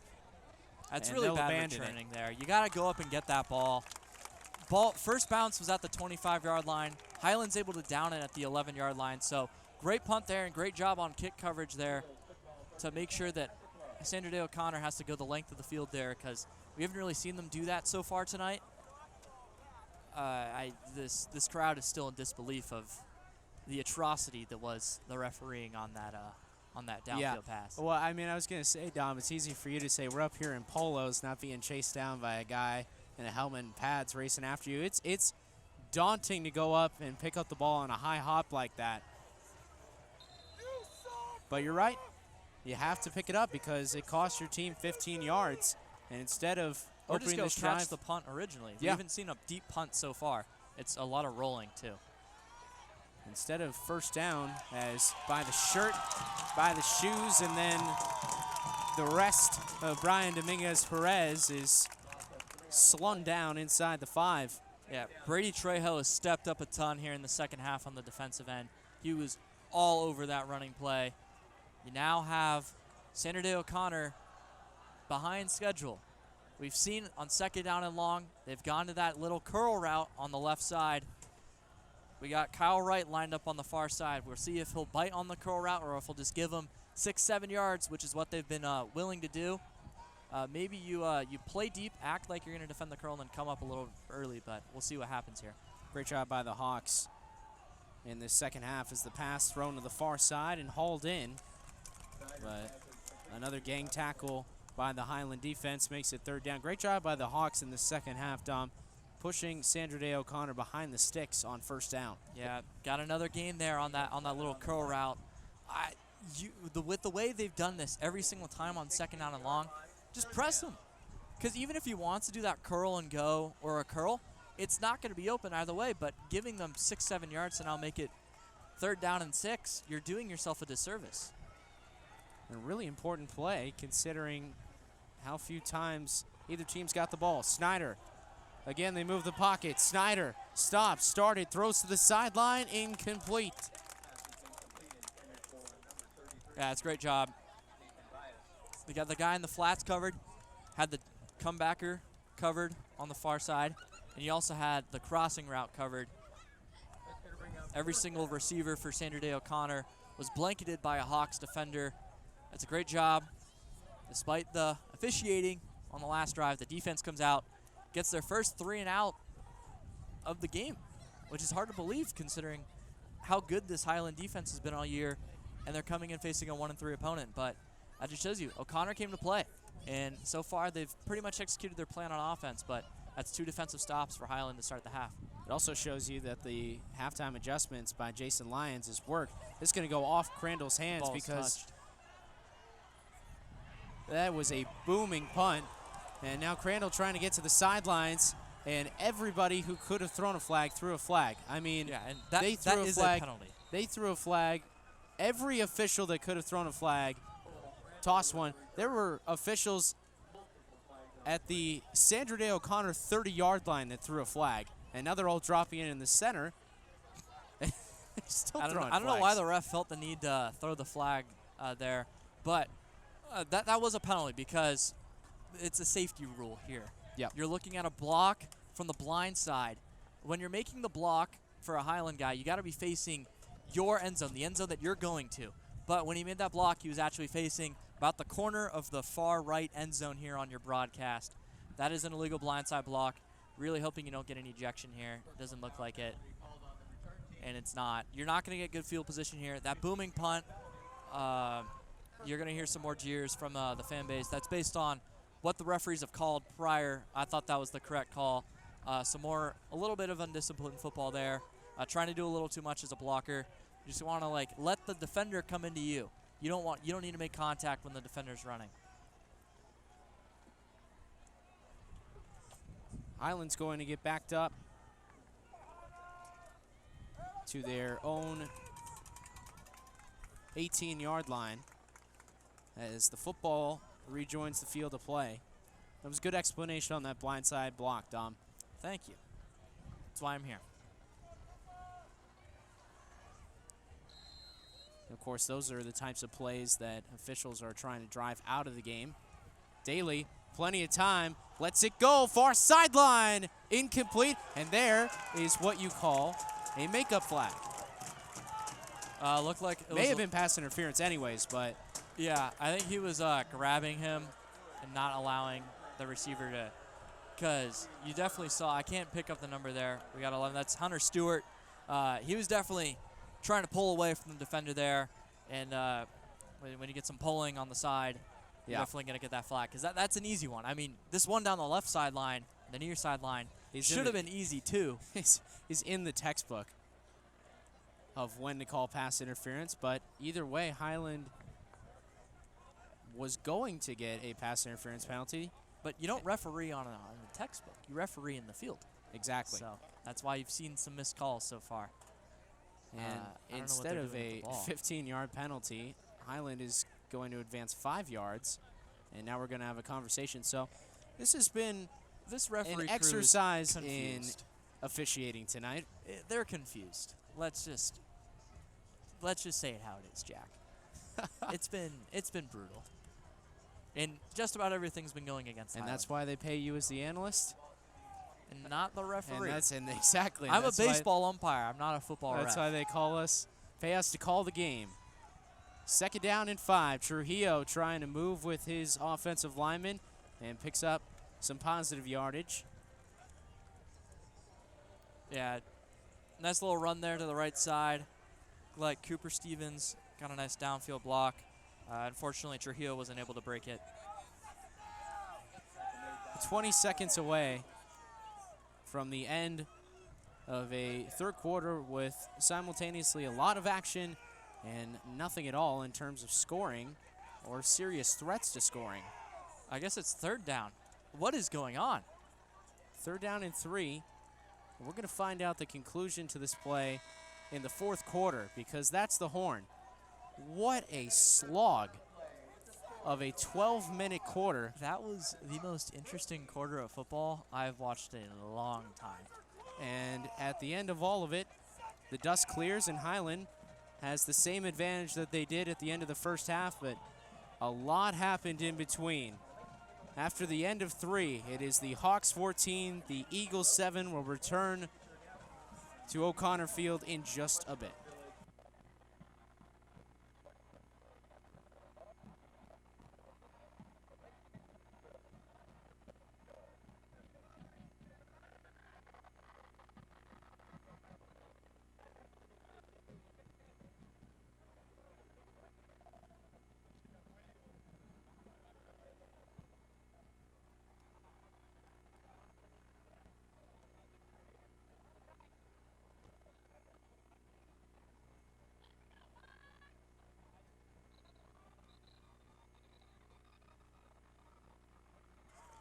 back in North Phoenix at Sandra Day O'Connor High School.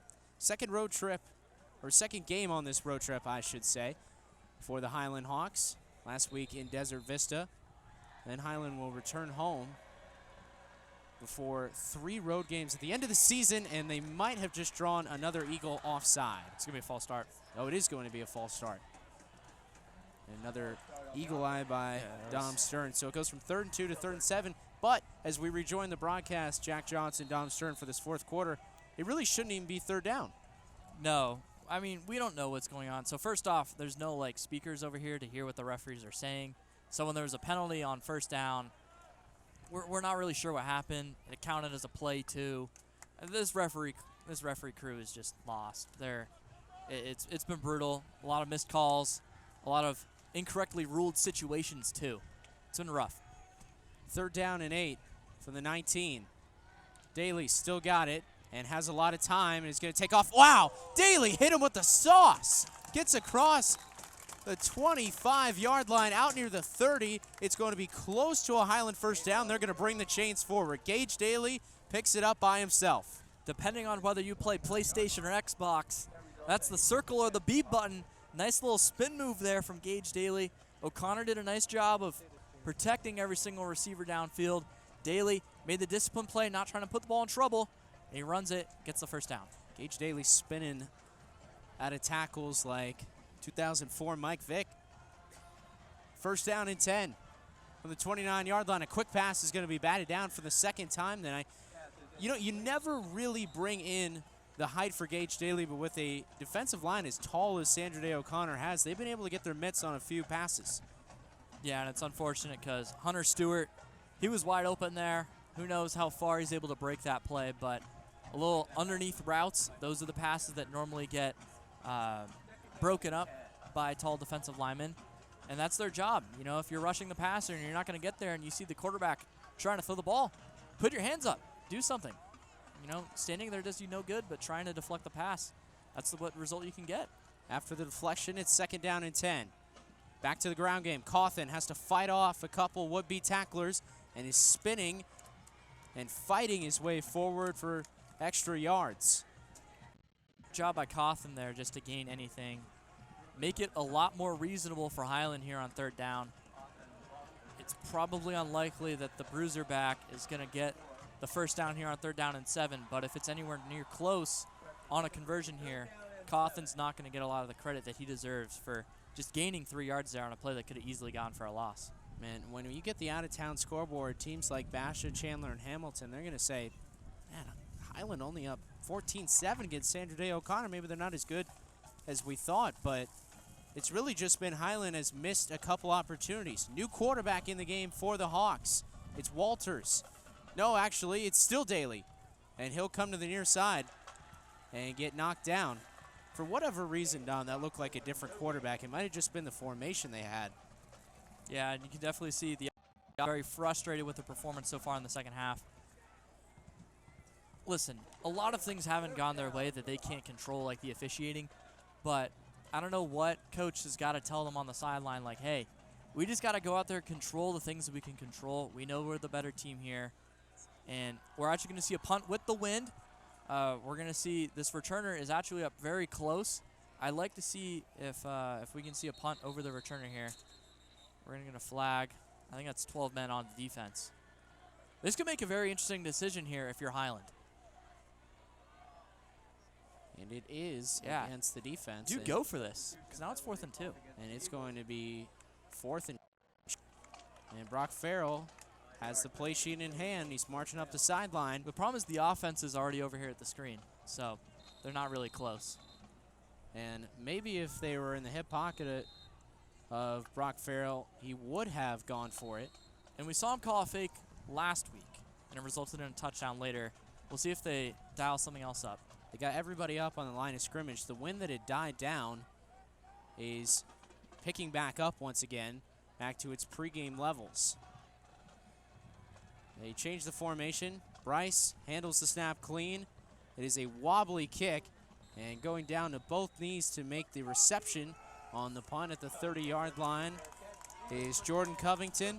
And O'Connor, with 9:20 left, has a chance to drive down and tie this game. Yeah, they've had the ball twice to start this half with a chance to tie it up. The Highland defense has stood tall and gotten stops. It's now going to be a third time in which the Highland defense is going to be asked to get a stop and hold the lead. Under 9.5 minutes remaining. We've seen some really long drives here. Depending on however long this drive goes, you may not see the defense on the field too many more times, so this could be one of their last few opportunities to really close out the game themselves. Very good point, Dom. Not very often you think about clock management with 9:20 left, and the Highland defense appears up to the task for a third straight series. Yeah, a flock of Highland Hawks were in the backfield there, led by Tatua Poaga, who has been in the backfield all game. It's been a minute since we've called his name, but he's had a great game. He's been in the backfield several times. Once again, second and long. Don't give them 7 yards here on second down and long. Don't give them a chance to open up the playbook on third down. Get a nice stop here and make them really uncomfortable come third down. 2nd and 11. And as you said, Dom, watch for the curl route. They ran the fake. Snyder, slug, go! Wow! What a diving catch! They're going to give it to him at the 40-yard line. Jordan Covington stretching out. Yeah, Kyle Wright got beat on the far side with that fake curl and the go. We saw it earlier and it worked. They went back to it and it worked again. That's why I think you should press. Don't allow him to get off the line of scrimmage. Because if you let him get off the line and run that curl route, he can fake it too.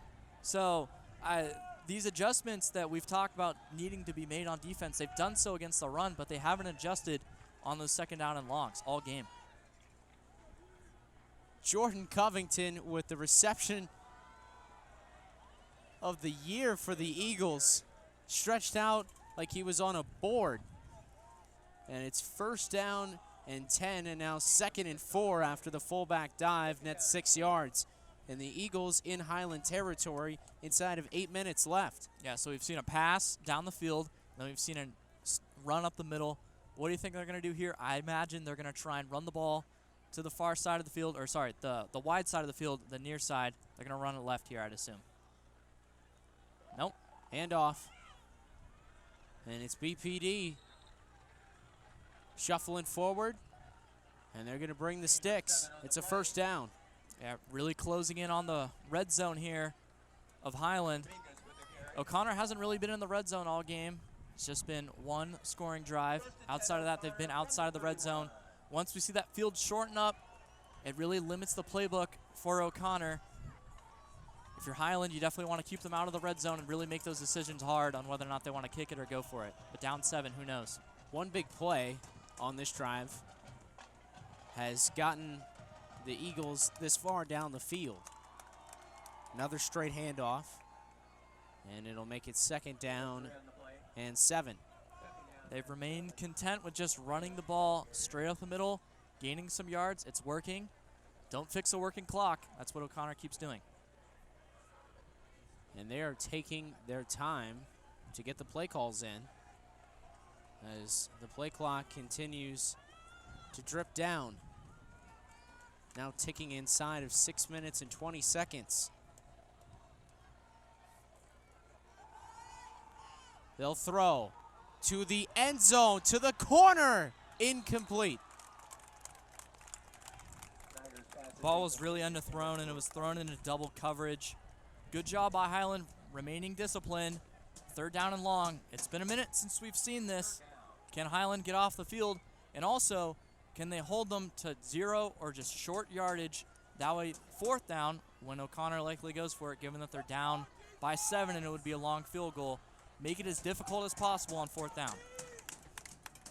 If you're just rejoining us, we'd like to apologize for technical difficulties with the connection in our broadcast from Sandra Day O'Connor High School. It is 14-7 Highland, 3rd down and 7 for the Eagles as Brian Dominguez Perez gets the carry. This drive has been boosted by an incredible catch by Jordan Covington, who laid out for about a 22-yard reception, which has put the Eagles on the Highland side of the field and inside the red zone for this pivotal 4th down play. Yeah, you're going to get 4th down and 3. O'Connor needs to get the ball to the 21-yard line. Biggest play of the night. This can either extend the drive or give the ball back to Highland's offense. 4th and 4. And That's there's the a last timeout. So the final timeout taken. And they had really made this decision in the third quarter, Don, because you're not going to give the ball back to Highland or attempt to kick when you only have one timeout and can stop it just once. Yeah, so O'Connor basically, by calling their third timeout here, is saying, all right, we think this might be our last chance to score a touchdown here. And I think they're fine with that because they are a long drive team. They're not a team that wants to move the ball down the field quickly.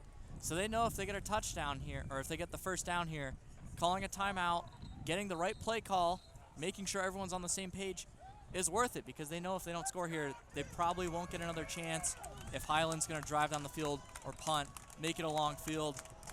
I don't know what they're going to do here, but if you're Highland, I want to see you press these wide receivers. There are no wide receivers going to line up in that tight formation, but be more concerned with the run up the middle, and then you can get outside. 4th and 3, and the ball game rests on this play. They'll pass. First option was taken away. Second option to the sideline. Pass is hauled in. It's incomplete. It's incomplete. And Highland stands up on 4th down, and with no timeouts, the Eagles are in trouble. Great job getting up on the receivers for O'Connor, not allowing them to get into their routes. So O'Connor uses their final timeout, calls a play, and it doesn't work. That could be a crucial error for O'Connor, and now it's up to the Highland offense to just go and win the game right here. You got 5 minutes, get a couple of first downs. The clock's going to keep running. Gage Daly and the Highland offense back to work. They'll hand it off. Trujillo dives forward, and a nice first down run for the Hawks. Yep. Cooper Stevens and A.J. Dutch over on the right side of the offensive line did a great job of opening up the hole, getting the Highland offense on schedule, making it a lot easier on 2nd and 3rd down to convert this very crucial first down. You don't have to score here if you're Highland. Obviously, you want to just put the game away. But if you can just get a couple of first downs here, O'Connor can't stop the clock. 2nd and 4. Trujillo again between the tackles, and O'Connor is going to force a 3rd down. I'll tell you what, Dom, I don't even think it is registered with the O'Connor student section that they're trailing in this game. No, they've been into the game with noise. They haven't been in the game with their eyes. They've been singing all the time, but it's been loud over there. And you know what? It's Friday Night Lights. Every student section's different. So you got a 3rd down and short here. Honestly, they've been just sold out on the run here. I think if you can just fake the handoff, get Gage Daly rolling out, put the ball in the hands of your quarterback who's played fantastic so far. You know what? If no one's open, he can just try and use his legs to get the first down. And he's done so a few times already tonight. 3rd and short, but they'll stay with Trujillo. First down across the 35-yard line. It was a very small hole for Trujillo to fit in. We know he's not a big running back. He was able to get in there. He's walking gingerly off the sideline, but you know what? He's coming off knowing that he did his job. He got the first down, and now Highland can run off another 2 minutes of the clock if they really want to. This is a gutsy performance by Trujillo at a stinger in the first half to come back in the game in the second half with the game on his shoulders and pick up that first down. Chance Cawthon going left. Cawthon with the seam. Spills across the 40-yard line. Great gain there on first down, running the ball to the left. That's the strong side of the offensive line. 2nd down, run it again. Don't care. Even if you lose yardage, take another 30, 40 seconds off the clock. And then on 3rd down, you have a really tough decision because, you know what? Even if on 3rd down you throw an incompletion, you can go for it on 4th down, and if you get it, you win the game. You just need this first down to win the game here if you're Highland. Inside of 3 minutes. Like you said, Dom, run it again. The Herb Brooks School of Play Calling. Cawthon. A lot of interior push from the Hawks, and Cawthon dives forward. He's very close to a first down, and he has got it. They're going to give them the first down, and Highland, for all intents and purposes, is in control of the final minutes of tonight's game. Just need to protect the football the clock is their friend as it ticks inside of 2 minutes and 20 seconds. It was never pretty, but it looks like it's going to be their 5th win to open the season. Yeah, it was never pretty, and that's especially what the scoreboard says. But you know what? They shut them out in the second half. They only allowed 1 scoring play all game. And if you know what? If you do that, you're going to win a lot of football games. And Cawthon got shot backwards on that play and somehow is still on his feet. This play's ongoing. That ball's out. And that ball is out, and we'll see what the ruling is. Referees come in. Man, that, if you want to talk about it, it's recovered by Highland. A nerve-wracking play. It was recovered by the Hawks. But Cawthon trying to keep the play alive. How many times do we see this, Dom, where a running back tries to keep the play alive, loses the football in a situation where... You weren't being tackled for a reason. O'Connor doesn't want to bring you down. They want that ball to be in play, because as soon as you go down, they can't get the ball, and another 30 to 40 seconds is going to run off the clock. Now Highland with 2nd down and 7 at the 50-yard line. With this on what will likely be the last official play of the game. It's going to be one more. I don't know why Highland's not just sitting on it. Yeah, taking a knee. Well, as I mentioned, that was kind of the last real play, and we'll see if Highland takes a knee and runs out the victory formation. 3rd down and 5 with the ball spotted on the 49. You're going to see Coach Farrell use a timeout here. He's going to talk this over. I don't know why you're not just kneeing the ball. There's going to be less than 40 seconds as we're now at 30 seconds here. We're going to get a timeout. 27 seconds remaining.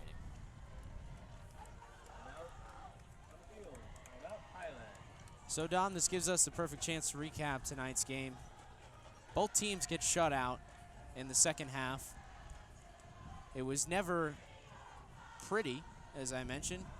It wasn't free-flowing Highland football, but they have proved tonight that they can really get down in the dirt and also win games this way.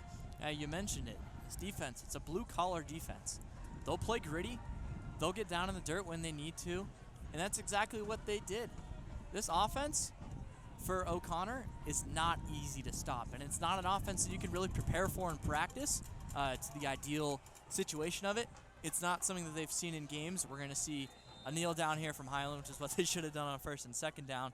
But a great job from Highland to walk out of here with a win. It was a long bus ride. We talked about it before the game just to get here.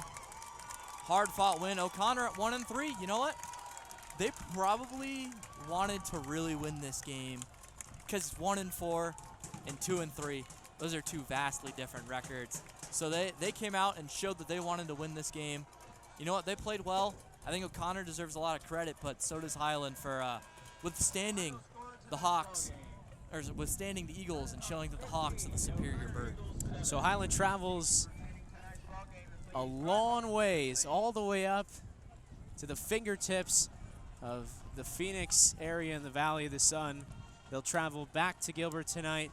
Victors with a 5-0 record to start the season. The final score, Highland 14, O'Connor 7, on a night where Highland proved they can win games ugly just as well as they can win it with their high-flying offensive attack. In just a few minutes, we'll be joined by Amir Mohammed, who will have the stars of tonight's game and Coach Farrell's thoughts on his team's performance in the second half. Meanwhile, we want to thank Dr. Blaine Kozer, who's an orthodontist in Mesa, Arizona, providing expertise in straightening your teeth and provides advice on braces, aligners, orthodontic headgear, and more.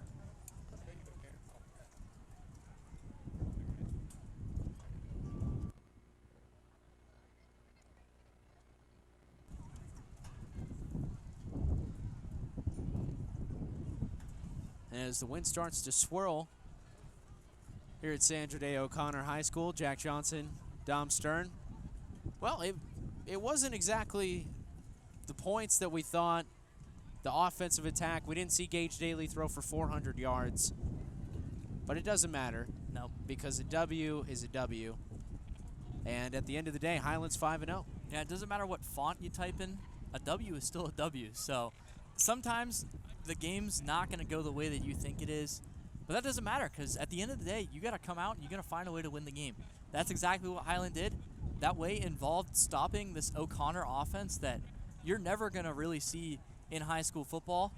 And they stopped them 3 times in the second half, including a couple of times in which they were driving, they had their heels backed up against the wall. But you know what? The Hawks, they stood tall, and they made some impressive defensive stops, twice on 4th down and short, to get their offense back on the field. And you know what? The offense, they didn't really move the ball in the second half, but they got 2 crucial first downs when it mattered most, and that was all they needed to do to win the game. You let the offense go out there and do their thing. They definitely should have scored more than 14 points. You look at it, 2 early drops in the first half. That definitely changed the way the game went.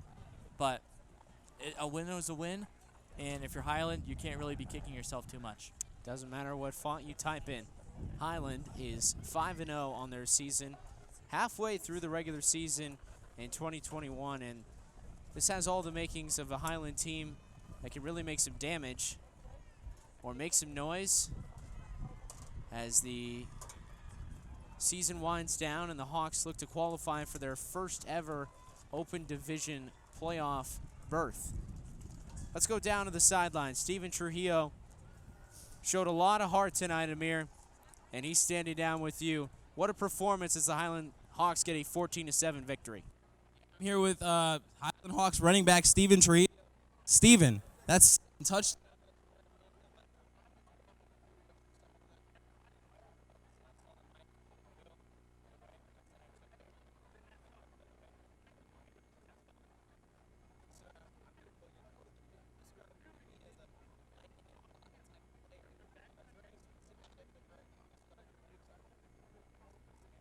Yeah, I agree with him. Pretty evident to see how physical of a players that you prepare your game. I like the car running back, Chase Edmonds. Yeah, man.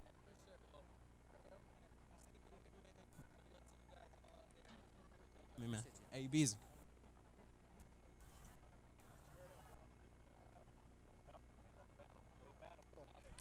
We apologize for a little bit of technical difficulties. The wind is kind of whipping around our antennas up here as it is really picked up late in the evening. We'll go back down to Amir in a little bit as he'll pick one more star from tonight's game. But, Dom, you know, with Highland performing tonight like they did, maybe other teams think, you know, we smell blood in the water. Why is tonight a sign of a positive step in the right direction rather than a step back? You got to find ways to win ugly, and that's not something they've really done. You also got battle tested for really the first time. They had their heels up against them. They got the job done. That's all that matters. And you know what? It's a lot easier to make corrections after practice or at practice after a win rather than a loss. So if you're Highland, you got to be feeling much better about that. Coach Farrell, his team got shut out in the second half, but as we mentioned, they got the W. He's still got to be a happy man, Amir. I'm here with Coach Farrell here on the sideline. Coach, that first half, you guys have some dominant performances in the run game. Second half saw your defense kind of take a stand there. Can you talk to me a little bit about the resiliency of your defensive unit? Oh, they're amazing. I mean, no matter what happens, they just get up and and you know, I thought Sandra Day O'Connor did some good stuff, and they ran tough. I think that was one of the toughest running team as a whole we've played yet. And our defense, you know, just stood toe-to-toe and kept coming. It was awesome. Yes, sir. Well, Coach, also, can you just talk to me a little bit about how do you think your offense performed relative to the expectations you guys set up earlier in the week? Yeah, we did miss some opportunities. So we got to capitalize on those moving forward. You know, we have like 2 more home games left. The rest are on the road. So we can't be having this road drop case of the drops or, you know, missed opportunities in the pass game, because I think we ran the ball well enough to win. We had some opportunities for some, you know, touchdown passes that we just let slip out of our hands, literally. Yeah. Well, Coach, you put it quite well right there. Coach, got one last question for you. If you had to give out a game ball tonight, who would get it? Oh, gosh. Wow. I'm actually, I think I'm going to have to give it to the secondary. I think they played a great game. You know, they had some big catches down the stretch, and our guys kept battling. And then Cole Crandall made a great play on that 4th down. wasn't fooled. Made a great tackle on their tight end. So I got to give it to our secondary this game. Yes, sir. Well, Coach, I appreciate you elaborating for me, and good win. You guys have the best of luck on the road, and have a good trip back. Back to you guys in the booth. Thanks, Samir, standing in for our regular sideline guy, Cam Miner. Well, back in the broadcast booth, Jack Johnson, Dominic Stern. It's been a pleasure broadcasting tonight from North Phoenix. Highland's going to get the 14-7 victory. Our next broadcast a week from tonight, Friday, October 15th, as Highland returns home after a 2-0 road trip to take on the Perry Pumas. Streaming begins at 6:45 p.m. For everybody on tonight's broadcast team, including our cameramen, Adam Farnham, Zach Deming, Austin Deming, Tobias Rain, Amir Mohammed, Dominic Stern, I'm Jack Johnson saying good night from North Phoenix, everybody, and we will see you next week when it is Highland versus Perry.